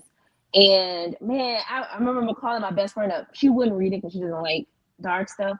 But I remember just going in. I was like, "You read this book, you'll see." And it made me write my own. So I'm writing something like that, kind of, sort of like that. I love it. I can't wait to read what you write, man. It's gonna be great. Thank you. What about the rest of y'all? What y'all reading? Right, doing, watching, singing, everything. I have recently gotten back into Cyberpunk. Yes, okay. Yes, I decided to give it a while now that the game is fully fixed and actually functioning properly now. It's look. I was one of those that did get it when it first dropped and was very, very upset. So imagine how grateful I am now that it actually works after I paid full price for it. This sucker better freaking work. But anyway, but yes, and Cyberpunk, as you know, was created by Mike Pond, who is also an African-American author. And I do want to get into the tabletop. Right now, I will say the game, it's great. I love it. And I'm excited about the second series that's coming out as well. Because I think the second series, it's a Netrunner that's actually the main character versus, I can't even think of that guy's name that had all of his enhancements and ended up getting smashed by Atom Smasher, but that's besides the point. But yes, Cyberpunk, if you haven't already, absolutely, please play it. Please play it. It's amazing. Okay. I watched the anime. Does that count? I was just about to say I watched the anime. I did. I mean, that is also good, which again, I will say that series was actually a pretty good series. Like I do love the way the story went on that one, especially when you see his mother work so hard to try to keep him away from the life that she was living, only for him again to fall into that. And it wasn't like it wasn't like he didn't make the grades or anything like that. He was actually one of the top in the class. It was just the environment that he was in and the people around him. Kind of like it can be in the cosplay spaces online. Yeah. But that's another story for another day. Who else is into cool sci-fi stuff that they're watching, writing, reading? I see. I don't read anything anymore because this is so embarrassing. Because during law school, I just stopped reading for fun. You're a lawyer, though. I read for money. I will read a contract for some money. Pay me money, and I will read. So yeah, I'll read, but usually it's not what I want to read. Gotcha. I miss it. Yeah, I used to love reading. Oh my God, that was like my favorite pastime. And then law school came, and I was like, absolutely not. Wow. Dana, what about you? For myself, unfortunately, with life be lifing, I haven't been watching as much anime and reading as much. But if I'm going to give one of my recommendations, would be Tuskegee Heirs and Search of Sadaka by Greg Burnham, a Black author. Both have, of course, Tuskegee Heir is the Afrofuturism mixed with history with Tuskegee, the airmen. It's the descendants of those of the original airmen, and he actually went and spoke to the families of the Tuskegee Airmen when he was creating the series.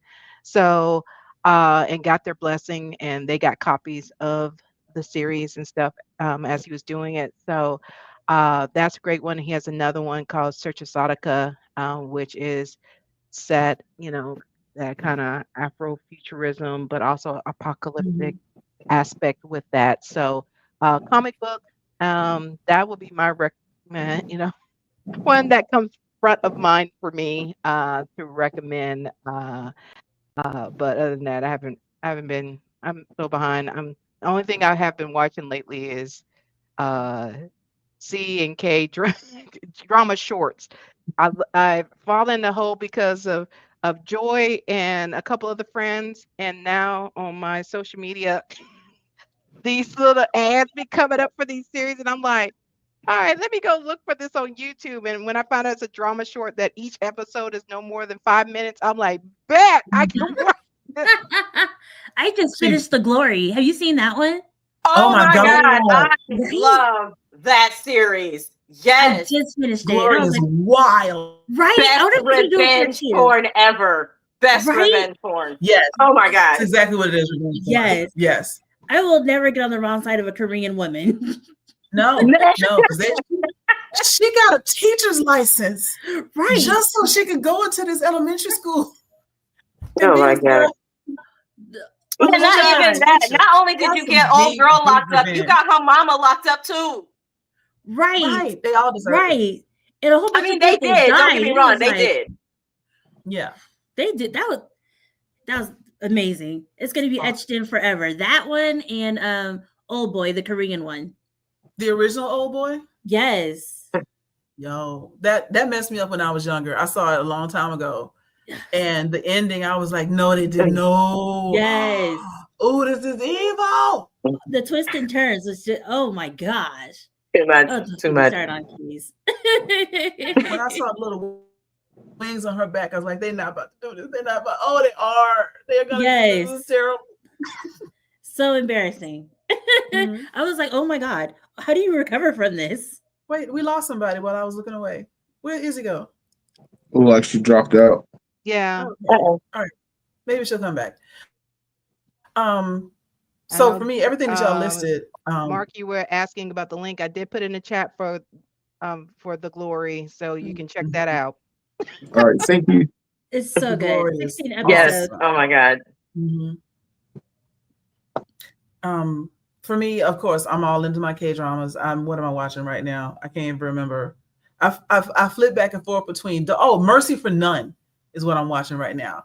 And I'm like, how you let a dude with a limp kick a whole disco's ass? Like, it's just great. Wait, It is he cute? so good. It's a revenge arc. Okay, but is he cute? Is he cute? He's not really cute. It's not about him being cute. It's about revenge because they killed his brother like in the first episode. And I haven't finished it, so I don't know how it ends. But yeah, he's like he's a little older for a main character. Like it's no love interest in it at all. This is straight up like revenge plot. Yeah. So there's that. Like I just kind of pick my stuff based on the cuteness factor. And so like you're telling me he's not cute and he has a limp, and I'm like, I have to watch it like legit for the plot. Yeah, a real plot and not just the plot with muscles. Yeah. I just like a plot with muscles. I don't need a plot. Just throw some pretty faces everywhere. I'm like, yes, this is great. Ooh. She said, give me K-drama Magic Mike. That's all I need. I found it. I found it on Instagram. What was that? I found the Korean Magic Mike on Instagram. It is lovely. Yes. It's come across. I think that came from you, Angela. It probably did. It probably did. Yeah, oh my God. Change the subject. He's like, I'm sorry, Mark.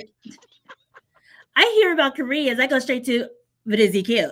But is he cute? Yeah. And the answer was no. So unfortunately, I will not be watching it. What, Ironheart? Oh, the other show. Yeah. Because at least the Glory, the husband, he was hot. The one, the bullies, they were pretty hot too, which is pretty bad. Gotta think about that. Yeah, question your life choices there. Oh, all the time. All the time. Oh my God. With the tats. It's always the guy with the tats. But he has tattoos. But he can be fixed. Oh my God, absolutely can. Okay, we're not gonna go from talking about protecting women to being toxic ourselves. Talking about I can fix him. You cannot fix him. Yeah, just like Thanos on Squid Game, I can fix him too. Absolutely. You cannot fix Thanos. Yes, I can. No. Yes, I can. He did this. No. He said, "I love you." He wrote that for me. This is called the Lulu. What we doing right here? Is it Delulu? So many people in K-pop and K-dramas are so delusional. They just coined this slang phrase. You're just straight up Delulu. I am not anti-ink. Okay, but then they keep doing things to us and be like, "Hey, come look at my live. I'm going to say and do things inappropriately." And it's like, thank you. I knew I would catch you one day.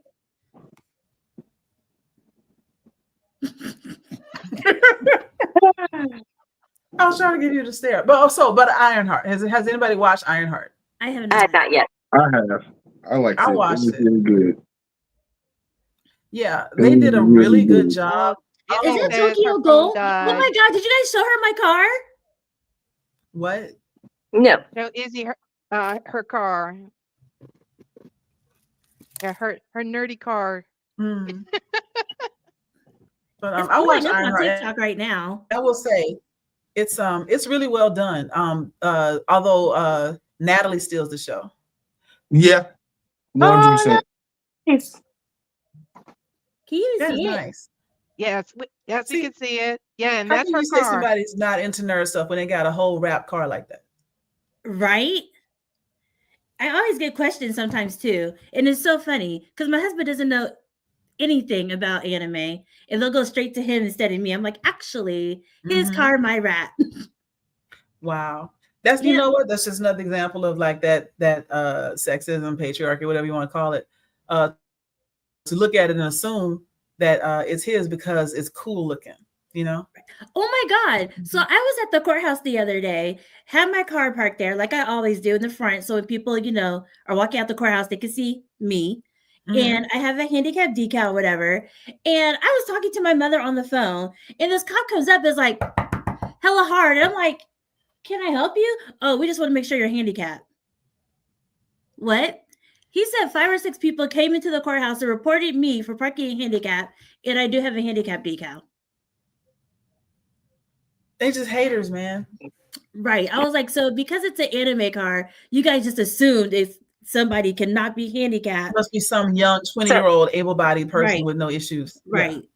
So, Right. so He was did like, they assume your plate was stolen with said decal? I mean, considering that usually that's on the license plate, so were they also implying that your license plate was stolen? I You know, have not the match- decal, and I have the But the decal thing is, up. they have to. I mean, did you not run the plates to see it match with the Right. vehicle? Like, I have And so then- many questions here. You and me both, and I'm there so much. That is not the first time my car is parked at the Gwinnett County Courthouse. Mhm. I go there a lot. That's like my main place I go. They hate you every time you So go they there. are familiar. They should be. Mhm. And I know they're embarrassed if I win a case and I'm driving off in my That's why they call Tokyo Gold cops on car. you. Like, should definitely know who I am by now. They Now figured I if they got could my catch butt you. handed to me by a weeb. You did. They figured they could catch you parking in a handicapped spot and you weren't handicapped, that you would get arrested and disbarred. That was the long game. That was I promise crazy. you. It was so crazy. I was just like, I cannot believe this. I have never had that happen before, ever. Mhm. I was like, don't y'all know me by now? Are you kidding me? If They they see only you. knew who she was, this is Right. why it's so funny. Right? And then on the back, it literally says the whole attorney thing. So it's like, okay, go off, I guess. Mhm. You don't I think I'm going to guess. have receipts? Like, come on. Last thing I want to ask. Sorry. We keep coming back to this idea of adult money. I love And, adult money. I know, right? Great. Oh my God. Because I got to see ATs. I got to see Stray Kids. Mhm. I might go see ATs again in Dallas. Got the car wrapped. Going to cons out of state. Like, oh my God, adult money is so fun. I have posters for what? I don't know. They bring me joy. I just wish for Black women, our adult money was more because, as they say, we make a good, was it 34% less than our counterparts. So, Mhm. yes, I would like more money because this economy, this inflation, and everything else, everything is going up, but our pay. Mhm. So, yes, adult money is great because we could buy stuff that brings us joy, but we need more of it. Yes, More of the Japan adult isn't going to money. pay for itself. Yeah. That But you part. know, again, when we talk about consumerism, it's the 35 to 50 demographic that buys everything. Regardless of the brand, regardless of the industry, we are the buyers. And more often than not, it's the women that are doing the purchasing. Even if they're in a 2-income married household, the women go out and buy everything, including the cars, including all the other stuff. So you better be nice to me because I got adult money and I make decisions. Mm-hmm. And I just want to say this. I love that y'all have this amazing relationship with adult money because it seemed like I got set up with her ugly twin sister, Bill Money, and they are not the same.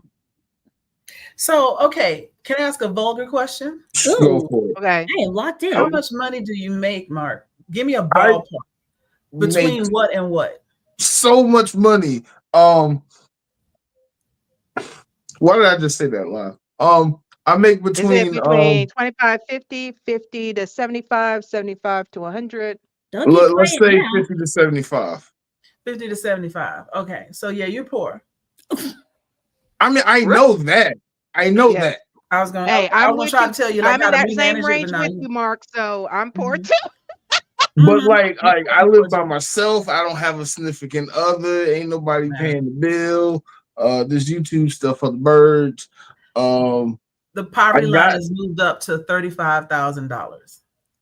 And so if you're making less than that, you are below the poverty line. And you have to be making double that to be in good shape. It's XYZ, whatever. I'm trying to remember all the financial stuff I remember seeing. So like 65. There should be 2.5 times the poverty line. Yeah, somewhere in there. So yeah. So now that begs the question, how are both of y'all managing to make ends meet? I mean, y'all eating beans and rice? What y'all doing? Are you living with a roommate? What are y'all doing in order to still be able to afford to do things you want to do? Because there's always a way to do what you want to do. Yeah. Legally, you know? Yes, it's called I volunteer at most of the cons or working to get in. I'm not gonna lie. That has helped so much. Yes, and then on top of that, it's like, of course, press. We get press passes. For me, also, it's also If it's big purchases, Karna, You do Klarna? Karna too? PayPal, Oh, I payment. don't feel so bad no What's more. Klarna? You shouldn't have felt bad in the first place. Okay, Klarna. thank you, Supreme, because I was about to ask the same thing. What is Right? Klarna? What is If you Okay, have Klarna? a so credit whether It's you're card, getting an layaway don't for worry airfare or about it. whatever, there's Karna, there's let's It's see what digital other layaway. one. Is digital layaway? Yes. Yes. Basically, You can make Oh. payments installments. Mhm. yes.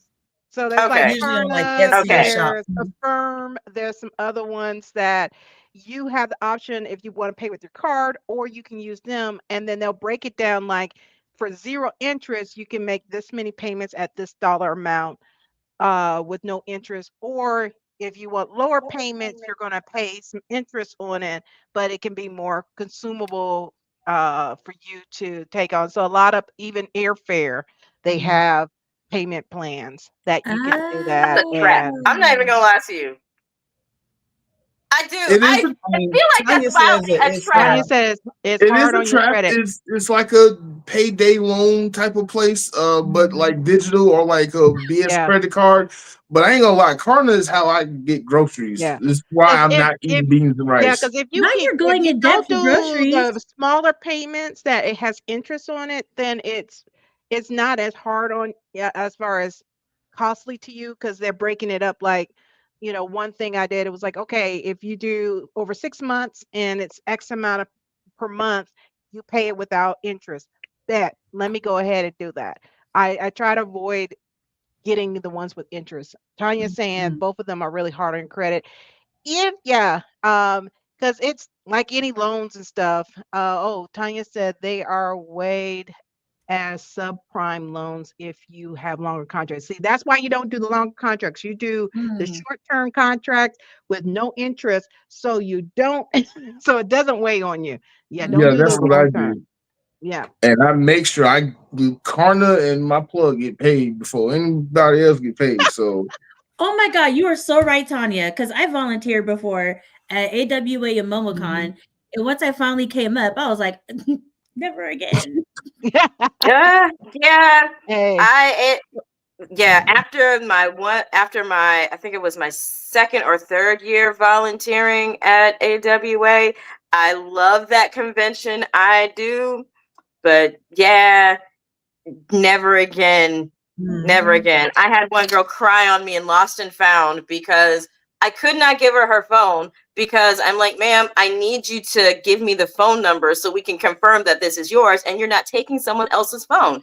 She did not know her phone number. Her friend did not know her phone number. Her friend whose phone was in their room, so she also could not call said phone Oh did not know God. her phone number. Yes. like, So why do I you have have one me saving your contacts? it was a whole thing, but after that I was like, yeah, I'm not doing this again. Never. Mhm. No. Now, I No. have learned with the I will con pay. world, there's certain cons that you can volunteer for, and certain cons, like as Mark knows and Joy knows, it's certain cons I work for. Yeah. Other ones I cannot, because the first year of I got into the con world, I was like, oh, I volunteer for all these conventions. After that first year, I was like, hell no, ever again. I'm not Mhm. volunteering for your convention anymore. I ain't doing yours anymore. And now it's I like volunteered at Dragon MomoCon. Con one time and I was like, nope, Yeah. can't do that. Now, DragonCon, it's about the track you volunteer for makes the world of difference. That I learned Mm. that myself. Like if you volunteer for the wrong track, it will make or break your experience. Mhm. But yeah, MomoCon, DragonCon, and Ranger Stop are my conventions I volunteer a staff for. Everything else, I go there as prep. Okay. So, how are you? I freely admit to being a control freak. So, working the con always meant I worked well beyond my shifts and never saw the Oh, con. Yeah, man. absolutely You did it to not. yourself. Oh You did it to no. yourself. Gross. Boo. Can I thumbs Mhm. down her? No playing. Right. If my shift ends at 12:59 and 58 seconds, I'm walking away. Oh, exactly. Absolutely not. I'm going to enjoy my con. Oh, thanks for your badge. I'm out. Yep. Absolutely not. Because No, my that's what the con, badge I'm is not for. getting That's paid. part of your perks. Is you supposed to do your minimum hours. So like for MomoCon, it's 14 hours. Do your 14 hours over that 4 days, and then enjoy the con for the rest of it. Yep. I would probably pick Thursday all day. Let me knock out these 14 hours. Yeah, that's what I and would then do. and Why then by not? 2 a.m. I'm done. Yep. Because a lot of people do like that pre stuff of like load in everything else. Yeah, That's there's that case of people true. flaking out and Hmm. always You're there for the somebody for fans. the You know what? people. We can have a But whole but nother that's when I put it conversation. into the directors. It's like, hey, your people didn't show. I gotta go. Tanya, we can have a whole nother conversation about Black women picking up the slack. Yeah. But we're Oh Mm. my not here to God. do that. Oh, We're not here to do that tonight. That'll be Oh part my 5. gosh. Yeah, Mhm, part 5. We're gonna talk about that in part 5. mhm, We're always the ones that can be Yeah, depended because we on. all are guilty of that. Woo. mhm, Oh my mhm. God. Costumes. So, but yeah, when it comes to doing all this nerdy stuff, like I'm a gamer, so I buy video games, but not that often because I tend to play ones that last for years. Um, I got Audible. That's like a bill. I got Kindle Unlimited, and I read so fast that I be getting my money's worth out of them. I can blow through a book in 2 days. Bring me more. Bring me everything you got. Kindle Unlimited. Oh, I miss My that. costumes, I tend to try to be a little frugal with them, and like if I got to make alterations, I'll do it myself. But like, Dan, I know that you've had stuff commissioned before, right? And so is that like the balance? Like I'm volunteering for the con, so I ain't got to pay that fee to get in, but you said you don't when you work and you don't necessarily do a lot of cosplay. That's correct. It's one of those like when I get one commission, it's one that I am very passionate about. Mm-hmm. So I've only done 3 commissions. I have my 2 different Yodoichi ones because I wanted the Yodoichi cosplays that no one else does. They have the Mm-hmm. one of when she's on Earth, the orange and black one, but they don't Mm-hmm. have her captain form or when she was training. So I got both of those made because I was like, okay, here's the images. I want to wear these. And then I saw an art piece of somebody did um Sailor Moon version of different Disney princesses, and they had a Sailor Princess Tiana, and I was like, Ooh. I Oh gotta yeah. do that one. So I ooh. got that commissioned by a black woman that does a lot of cosplayer stuff here in Atlanta. So I went to her, had her do that for me. But I've only did those 3. Most of the time, I will see if it's available like through mass production. But if it's Mm-hmm. one of those that I'm like, I really want to do this one, I will do it. But it's usually when it's like I know there's a photo shoot that me and my friends are doing, like when we did Fire Force. I was like, I dressed up for that so we can do our photo shoot. And then I got immediately out of that because Captain Habana, it was hot. I was in Girl, yeah. DC and there's Mm. that whole coat with fur and everything. And I was like, I beeline to the hotel room, was like, You can wear it for AWA since it's in December. yeah. You know what I That's might when do? the thing is like when you get into cosplay, you figure out what costumes is better for what climates. When you first get into it, you're like, I want to do this, and then you're like, I'm so hot. Right. The Whatever the best thing Dragon about Con my I see Queen Charlotte Chewbacca. costume is the hoop skirt because you can get so much air under there when you walk, and it's just like a breeze flowing through there versus anything tight or form fitted, especially like leather or like fur line stuff. All of I don't. Some of the people I see doing that, I was like, I don't know how you're alive. You should melt, but you should have melted by now. Exactly. I was like, you got Mhm. some fans or something in that outfit. It has You to know be what I might something. do?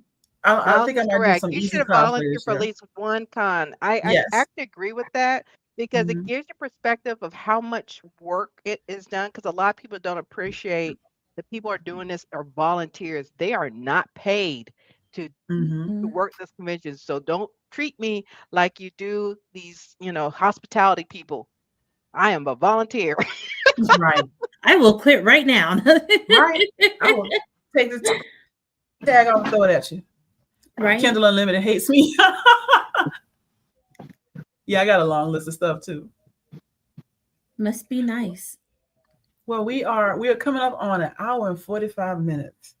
And Yes. so I want to give anybody a chance though, because we did kind of flit around. I covered everything that I think we wanted to cover tonight, but is there anything else on your mind before we go?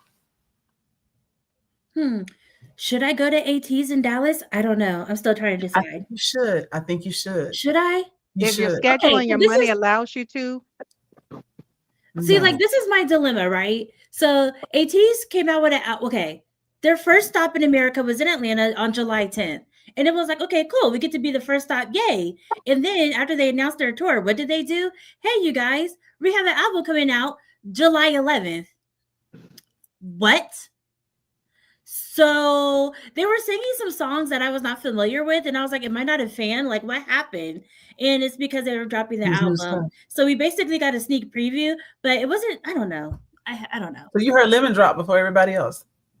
No, it was like they had like a bunch of songs, but I didn't know them. It felt like we were doing like a dance rehearsal, and I feel like New York probably got like a full show because they got the album or whatever. So you want to go to Dallas so you can get that new album? Did they add it to the set list? They already added it, but nobody knew what it was. We didn't know what it was. Okay. So maybe they you don't didn't need even to go introduce to it like, hey, this is our new song. You still don't know the words. Nothing. So maybe you don't need to go to Dallas. You still don't know the songs. It's not like it's a tried and true favorite. You don't know none of that. Okay, So but like they just released the album, so I might have a favorite now, especially because Mother came out with a song, and oh my God, she is so beautiful. And her voice is everything. So that's on my mind. Don't go to Dallas. You need to go. Wait a minute. I need a vote here. Somebody outvote her real quick. I like I said, So if you have the money and the time, do you go? Thank you, Dana. You asked us our opinion. I said no, and you're like, y'all need to outvote her. So you already made up your mind. I don't know why you're playing. The tickets are only $35. So what? So and how much is the plane ticket? In Dallas. Oh, I didn't get that far. Okay. Luckily, Dallas is a big hub, so she got options of flights. You do. I know tickets might be pretty reasonable on time. You should be able to get to Atlanta. You should be able to get to Dallas from Atlanta for like $200. That's it.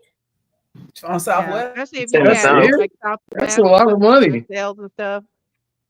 I mean, it is a lot of money. That's a lot of money. For her, she's just like, I got this. That's what I'm saying. Honestly, for a round trip to Texas, that's actually pretty decent. Right? It might be $300. Is it on? That's still Frontier or Spirit? Because I can't fight. Hey. You can definitely do a Southwest Airlines. It's not over $1,000. You're good. If it was over $1,000 in America, that would be wild. I'd rather go to when is the concert? These are very good questions. I should have answers for. That's a little important, ma'am. Just a touch. I don't know why you thought I had that already ready to go. You were talking about going to Dallas. I mean, I can see Joy's like point. AT's is in Arlington, Texas on August 16th. I just Googled it. Thank you. August 16th. Now, what would you have done if that would have been June the 16th, sitting here talking all of this? Oh, I knew it wasn't June 16th because we were the first stop. I don't know. You already sat here confirmed you weren't sure about dates. I don't know, ma'am. Tanya said you can definitely do Southwest. Southwest is always doing some sales. Mm-hmm. They're having a sale right That's now. True. Why do I have no plan? Because I'm a Supreme Attorney. It'll work out. What do you mean? She said it'll work out. It will work out. I am highly favored. One of those that I go with the flow, and it will. If it works, it works. Mm-hmm. And if it doesn't, I already saw this, so it is what it is. I don't need a plan. I just need to get back in time for Dragon Con. I think I signed up for something else. I'm going to a wedding. I forgot. Do you have your travel arrangements for the wedding? No. And that is in Houston in August. I think I need to figure something out. I'm gonna need you to get on that. Yeah, make sure, because if they, align, then you can just do it a hop flight. Right, that's what I'm thinking. Because if it's in Dallas, no, you said it was in Arlington? Whatever. Arlington. Arlington is Dallas. Right? Yes. Suburb of Dallas. And then the wedding is in Houston. I feel like that's probably like what, a $50 flight? If it's near each other, as far as dates, then you just do a hop flight over from Dallas to Houston. Mm-hmm. And it's I think that hop flight is like $69 or $75. It's not a lot. Yeah. Adult one way. Thank you, Tanya. I like you. Thank you. That's true. My friend is hardcore ADHD, but she's also like a anesthesiologist, and she's like, I pay my ADHD tax all the time. Like she'll do something and forget she did it and buy it again. She's like, that's an ADHD tax. And I have done that with purses. She balls so hard, she'll decide to go to New York to get her hair done, and she'll fly to New York to get her hair done. That's some baller shit that I'm not on that level. I want to be on that level. She don't have adult money. She got Right. monarch money. You know what I'm saying? Like she could buy an island if she wanted to. If she stopped wasting money on her ADHD tax, she could buy an island. But yeah, that money brings convenience. You don't have to plan as well. Yeah. When you have to cover. I'm somewhere between poor and baller. I'm like baller on a budget. Like I gotta plan it out. Yeah. But same. once I do, I gotta plan it out. I gotta plan it out too.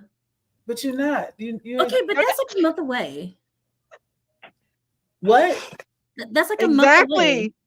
Thank you, Joy. If it's less than 3 months away, it's got to be planned. Oh. Yes. 3 weeks? I went to Ghana. I started planning for that trip in 2024. I went in February. And we started planning like end of 2023, early 2024, planning how we were going to go. Now there's some stuff I'll just up and do. This trip to the Food and Wine Festival in November, I started talking in prices and everything months ago. Oh yeah, I gotta return her email because I super saw the price. Like, oh, that is perfect, and I forgot to say tell her yes. So that's me.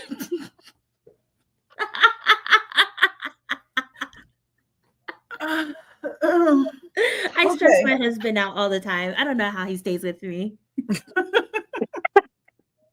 But I'm chaotic, so it is what it is.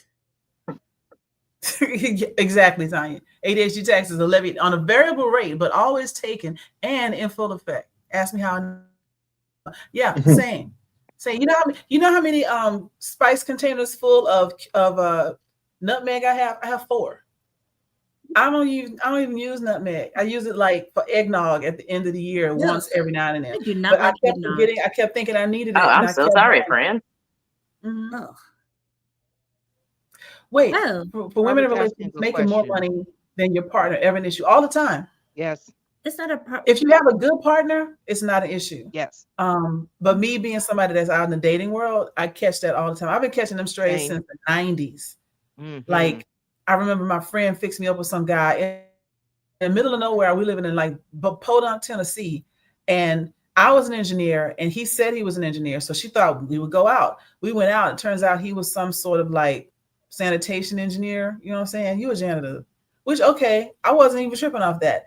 But when he drove me home, he made a point of asking me, "How you own this house?" Yeah. He thought I was renting it. "You own this house?" "Yeah, I own this house."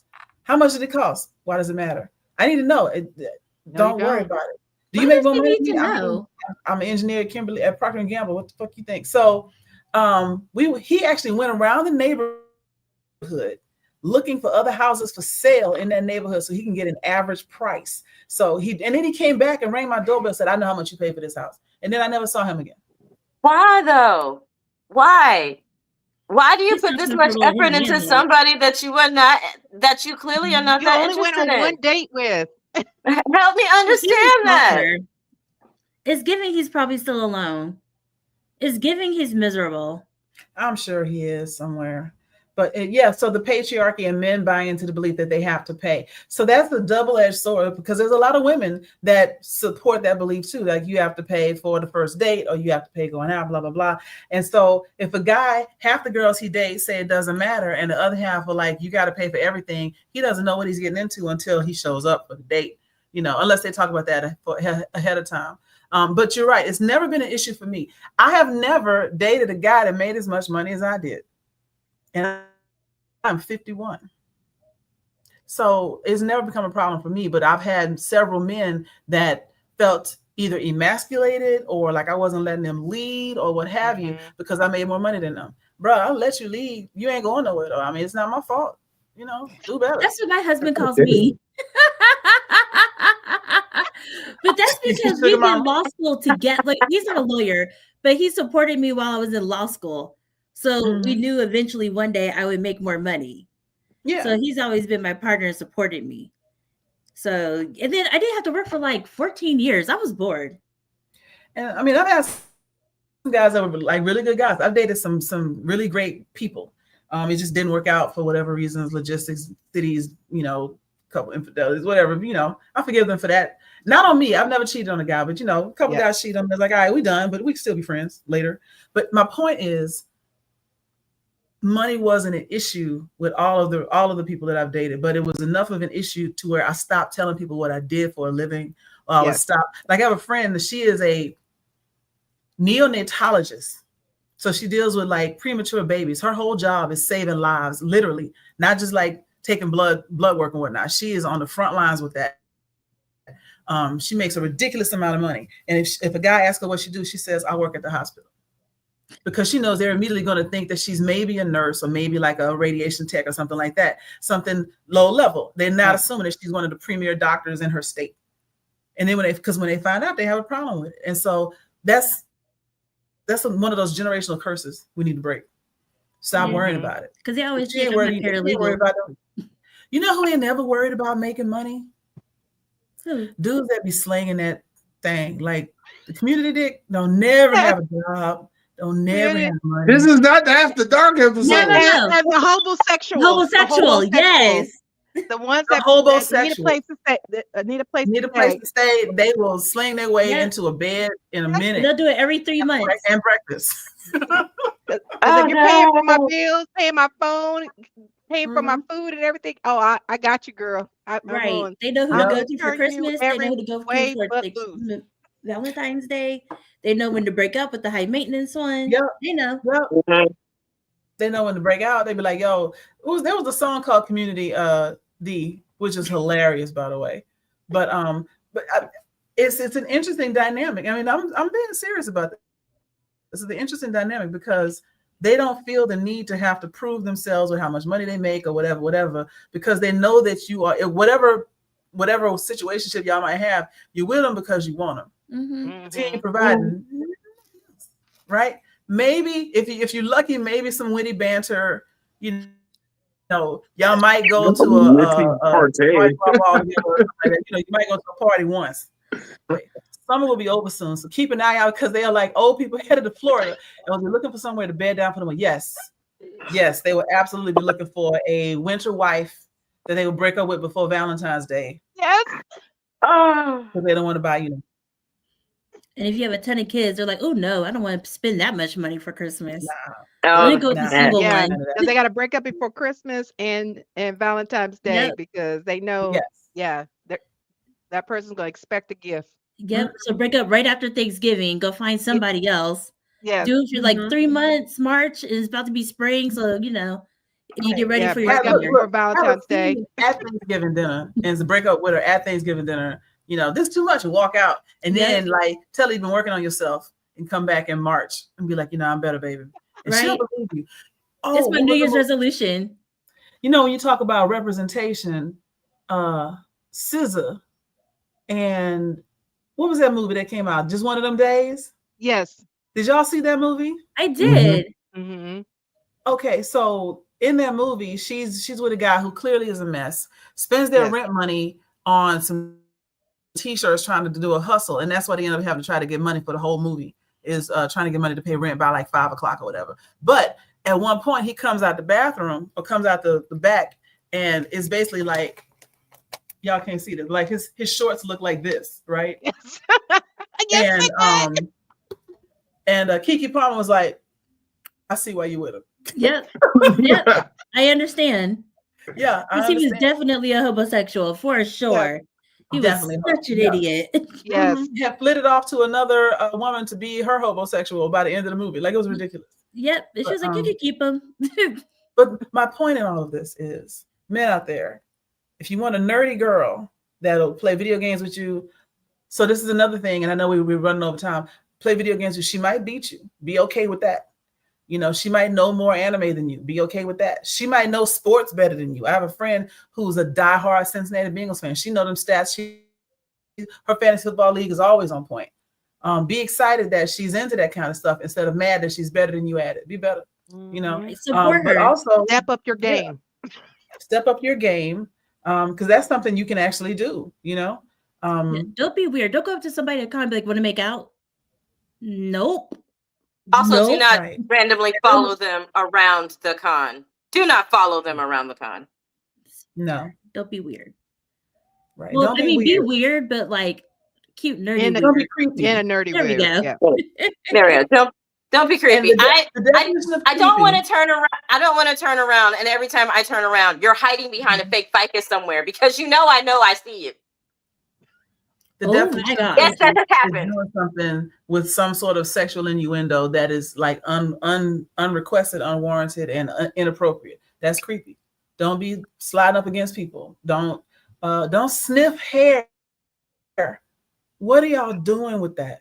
Okay, so I'm weird because I will definitely sniff somebody's hair if it smells good. But I mean, do you say something before you just reach over and sniff? Absolutely. I'm like, oh my God, what's that smell? And then a girl will be like, oh, it's my shampoo. Oh my God, what shampoo are you using? Like, Mhm. yeah.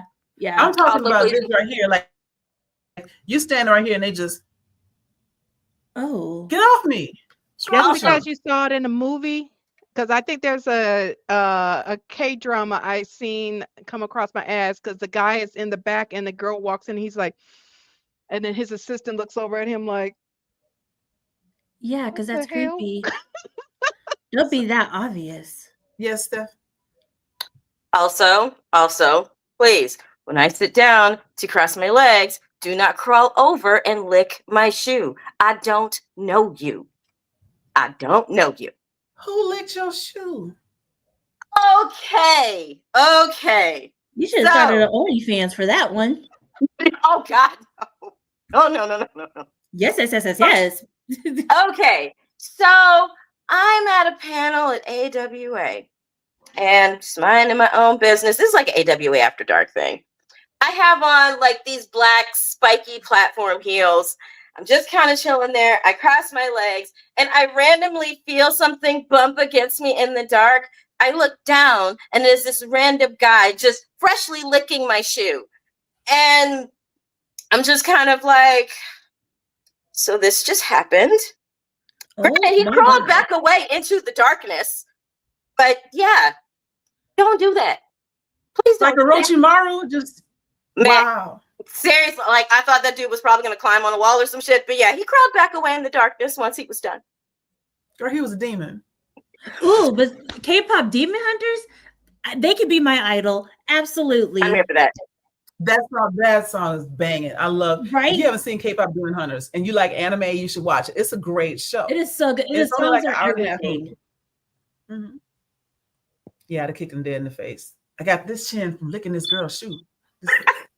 Did somebody's smoke detector just go off? Let's see, that would be interesting in a legal sense. Did he go to jail? That's why I'm like, it'd be interesting because maybe not. But maybe. Vandalism? He licked her shoe. No, it won't be vandalism. I mean, No. it would be a battery, but it'd be a weird battery. Destruction of property. Yeah. Because now I got to throw these shoes away. I love how you're Crawled just in throwing the out legal dark, terms. and this person did not know you were going to do it. You just did it randomly. Right. I mean, And that's why they need to watch K-dramas because a lead would never. Right? Gong Yu would never. Right. Oh my gosh. Mm-hmm. I don't think even the anime boys do that. None of them do. And They if do they get did, it'd be the nosebleeds, though. creepy ones. no, the anime they boys, get the nosebleeds. anime boys will ask you to step on them first before they lick your shoe. They ask you to step on them first. But they always ask for permission. That is true. That is very true. Right. Wait, what? Oh, that's the story she's telling. When they ask her what happened to his face, I didn't see him. I was just repositioning my legs and happened to stab him. Here's dead in the eye. a free legal advice. Don't say anything. Mm-hmm. There you go. Just call me. Do not say anything. Don't talk to the cops.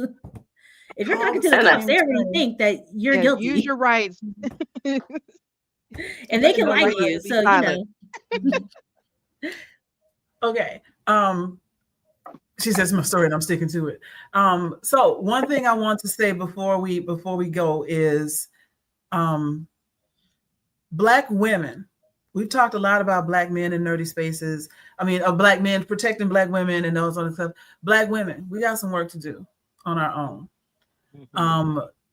I would like to see more support and solidarity. We support each other We know each other. And even if I didn't know y'all, I would support you because that's the kind of chick I am. But there's a lot of scarcity mindset. If this person is getting shine for her cosplay, then I'm not. So I got to tear her down. They got to dim everybody's light. Mm-hmm. Right. This is the same crew that would say, like, what did Meg do to get shot?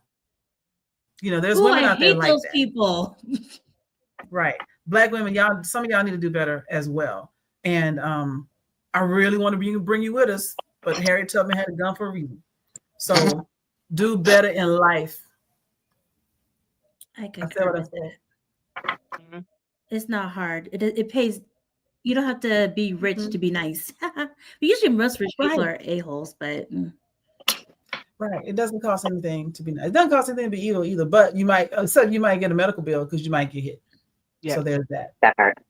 You know, but yeah, we don't have to buy into this patriarchy either. And so telling, like, if a guy tells you how he feels and you're like, oh, you so weak or whatever, you're part of the problem. You're immature. Mm-hmm. Or my favorite is if a guy is being nice to you and being respectful to you or trying to take care of you, don't give him instantly that label being a simp and stuff, because he's just being a true nice person. Mm-hmm. But it's like people not knowing what a true simp is being like. It's like watch some K-dramas. You'll see the ones that are truly a simp. Mm-hmm. No, that's and not. Everything. Like I'm watching this one that this guy is such a simp. He buys out a mall so the girl he's interested in so she can shop without being disturbed. And his sister beats his behind when she found out, because she was like, what? Yeah. What kind of money? Yeah. What? That is a crazy rich Asian. Like, don't be somebody's origin story. Right. Don't be somebody's villain origin story. Yes. And then we see it back and be like, you know what? Valid. Mm-hmm. That's I can see how you got here. Right. I do not want to see your story portrayed. I don't want to see the based on a true story, and I realize that it's about you. And be like, what happened? Oh, this girl, what's her name? Oh, here we go. And men out there, if you're trying to date a nerdy girl, they're out there. I will say, maturity is always in a con. You see a lot of them. A ton of them. You see a lot of them. Now, maturity is a thing. You cannot account for their sense and sensibilities. There may be that, but there's a whole lot of really nice girls that would be interested in you if you just don't lick their shoes and don't rub up against them, and just say that their outfit is really representative of whoever they're trying to be. You really look a lot like Rogue or whatever, and start a conversation. And don't say, okay, if you just don't challenge them in the conversation. Oh, so what are you into? What are you into is a great question. Mm-hmm. What sort of anime are you into is a different question from name the top 5 versions of Dragon Ball. Mm-hmm. Or after somebody gives you their top 5 that they do like slice of life, you're like, that's not real anime. Right. Okay. Right. If I say one of my favorite is like Spy Family, or I'm trying to think of something else. Apothecary Diaries, like they don't even have no fights in it. That doesn't count. I just started watching that because of the other episode we did. It's really good. Apothecary Diaries? Yes. Yes. Mm-hmm. It's a great show. I like it. Mm-hmm. See? And Gentry is going to jail. Go on. But this is a great example when we talk about something that, women tend to gravitate towards actually being good. Like we don't all watch just like, I don't know, sugarcoat fairy tales and stuff that have just be a decent person. Bathe, have like 2 to 3 life skills. And yes, the rest of it, take care of 70% of the dating pool. Yeah, you're right. Mm-hmm. You're right. Bathe and like know how to call an Uber and change the tire, maybe. I don't know. Know how to make at least one dish to eat. Yeah. And that's about it. It's literally not hard. Mm-hmm. I'm gonna put you up on game. Every guy that's watching this, listen to this right now. I have helped guys get married behind this one thing. The one thing. Do what you say you're gonna do. That's the rule. Do what you say you're gonna do. If you tell a girl, hey, let me call you. Like you say, I'm gonna call you back, call her back. Even if you gotta call her back and say, hey, I got sleepy, I can't talk no more. I'm tired, but I just wanted to call you back since I said I would. Bruh, eating out of your hand. Yep. Or you just text. Yeah. Yes. Like, hey, I'm about to go to bed. I didn't want to disturb you. Blah blah blah. Okay. Oh, Yeah. thank you. Or my favorite is don't start something that you can't finish. Like a lot of guys try to do that overly nice thing, and then they're like, once they think they got the girl, okay, I don't have to do it anymore. You set Yup. this expectation with this girl, Mhm. thinking this is who you are. Don't Mhm. do that. Come, whatever you plan on Start bringing when to you the plan to table at the continue. beginning. Mhm. You better bring it the whole entire time. Exactly, because that's what I liked, and now you don't do that no more. And I'm asking you why you don't do it. You're like, get off my back. You've been a liar the whole time. I Mhm. wish my Don't lie. husband would. There's 4 rules. There's 4 rules in a relationship. So for all the nerd guys out there, this works with nerd girls and any other girl that you might be interested in. Rule number 1: don't lie. Don't lie to me. Don't lie to yourself. I'm giving you $1,000 Mhm. worth of information because I do this in Yes. workshops. Don't lie to me. Don't lie to yourself. Yes. Number 2, find out what I like and tell me what you like, and let's see if it match up. If it don't match up, let it go. Everybody ain't for you. If it doesn't Mhm. match up, if she's looking for a relationship, you're looking for a situationship that don't match, let it go. Find somebody else. Don't try to force it because now you're lying. See rule number Yep. 1. Rule number Mhm. 3. And just tell her that's what you want. She might want a Just tell her. situationship too. Yeah, Yes. yeah. Do what you say you're gonna do. That's just basic integrity. I said I would do this, and I'm doing it. Rule number 4: start the way you plan to continue. You start off taking me out every Friday, and we get married. Don't ask me where dinner is on Friday, because guess what? It's at the restaurant where it's been for the last 2 years when we've been dating. Why are we switching up now? Or if you start out telling me I'm pretty, and then 6 months in, you're like, I told you that 6 months ago. Why you still got to hear it? Because that's what I liked. And That's that's what why you started people off stay with. single. What? You may be a person that needs words of affirmation, like they said, those love languages. Someone that is, gift giving or touch. Mm-hmm. And Keep it up. Tanya's absolutely right. Don't, and be honest about the important stuff. Do not go into lying about your job, having kids, general life condition, etc. Because if we hit it off, it's going to be an issue when found out. Rule number 1: do not lie. Don't lie to yourself. A lot of people will try to tell you who they wish they were. You're not that. Be who you are. Somebody out there likes you for who you are, and that's who's for you. If it's some other girl that you like, but she don't like you, let her not like you. It's okay. A lot of my Go single find somebody else. A lot of my single lawyer friends, whenever a guy tries to hit on them, they find out she's an attorney. Then all of a sudden, oh yeah, I work in the legal field too. Okay, so as attorneys, we know certain things, so we're just gonna say certain things. If you can't say something back, we're like, okay, now you're lying, and now just turn into an interrogation. Good job. Yeah. And now we're both pissed. Mm-hmm. So everybody, in summary, everybody do better. Yes. Black women, stop the forward progress of Black men that are trying to be emotionally sensitive or emotionally intelligent and are trying to be respectful. Let them be respectful. Let them be emotionally intelligent. Encourage that.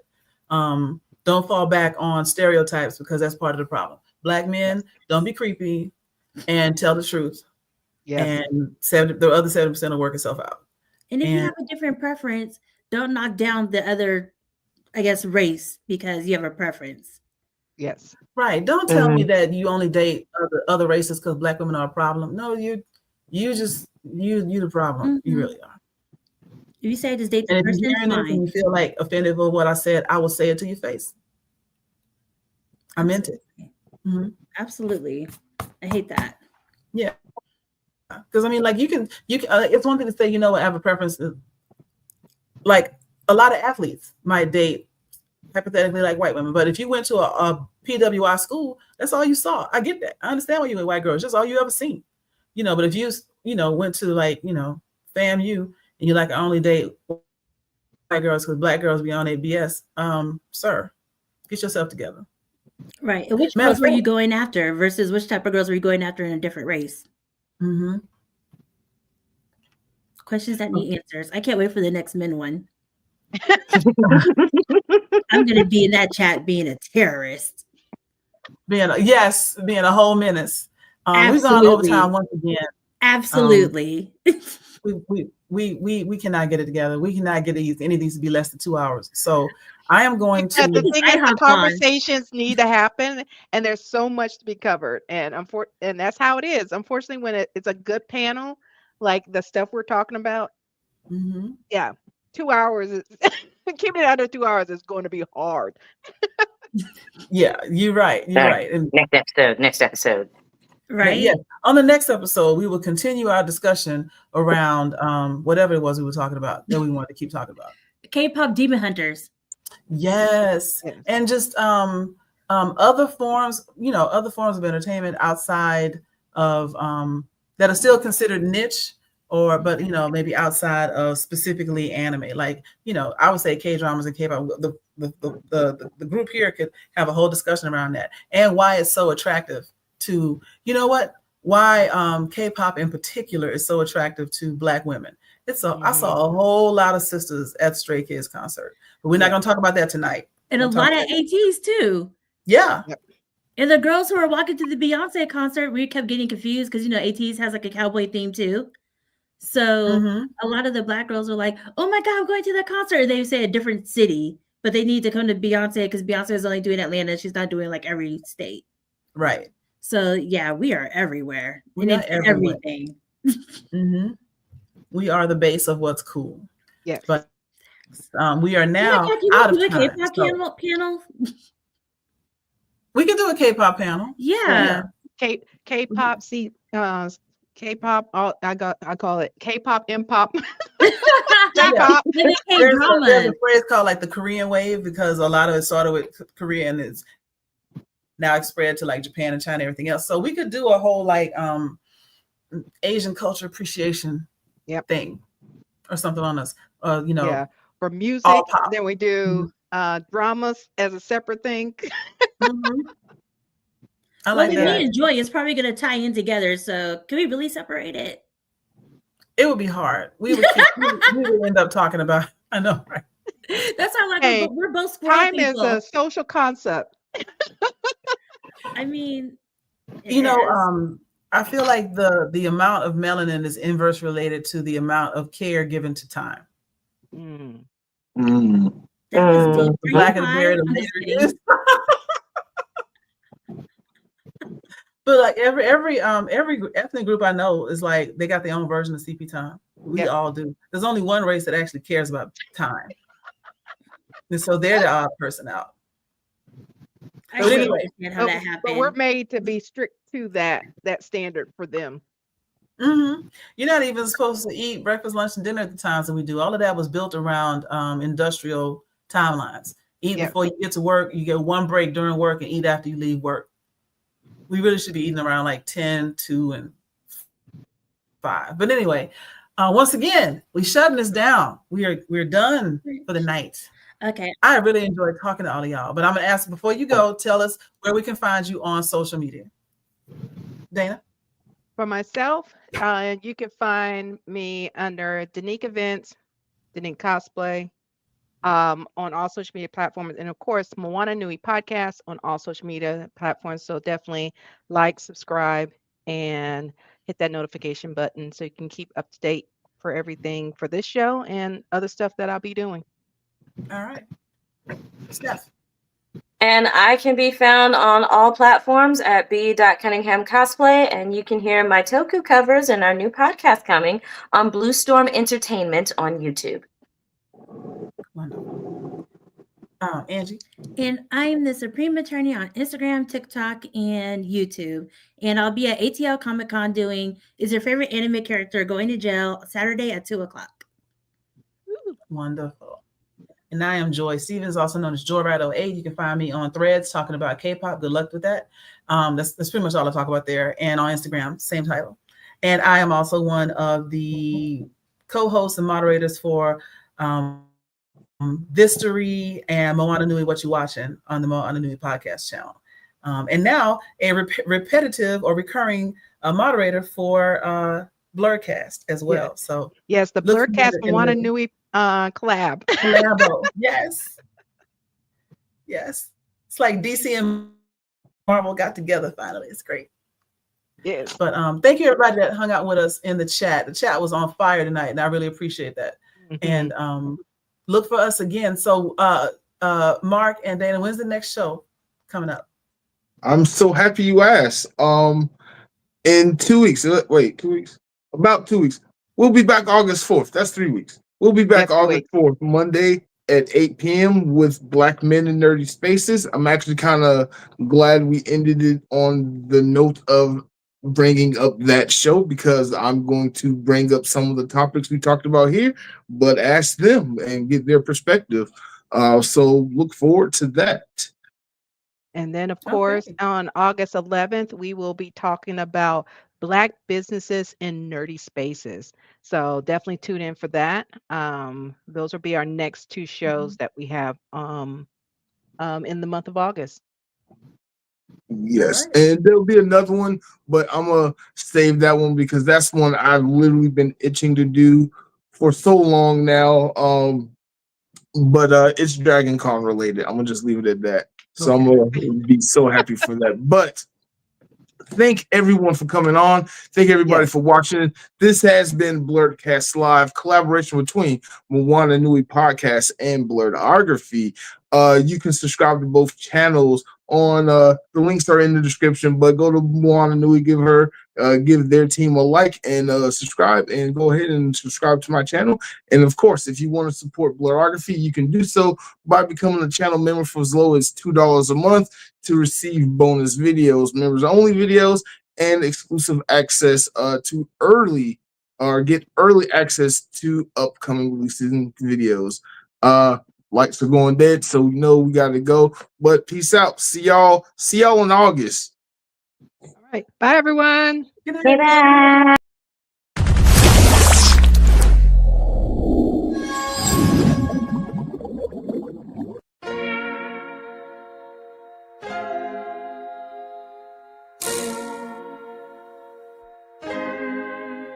So many stories left to tell, even if we have to ourselves. Can't keep history on the shelf. If they won't tell it, we will. If this the land of the free, it was a freedom then, when they annexed Hawaii and called it Cedar Lands, without any type of payment and no signing off. Called themselves the Republic in 1894.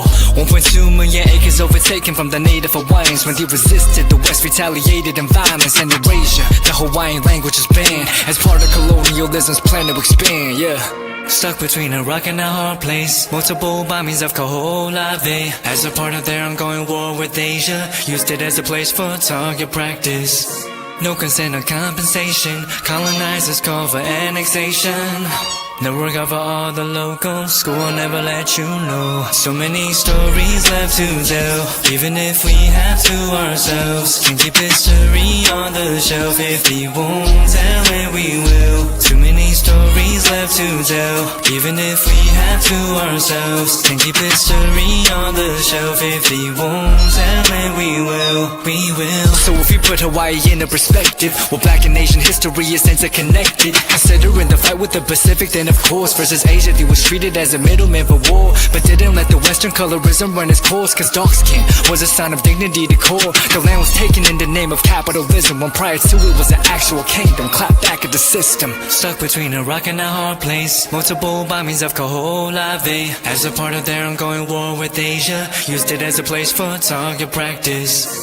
No consent or compensation. Colonizers call for annexation.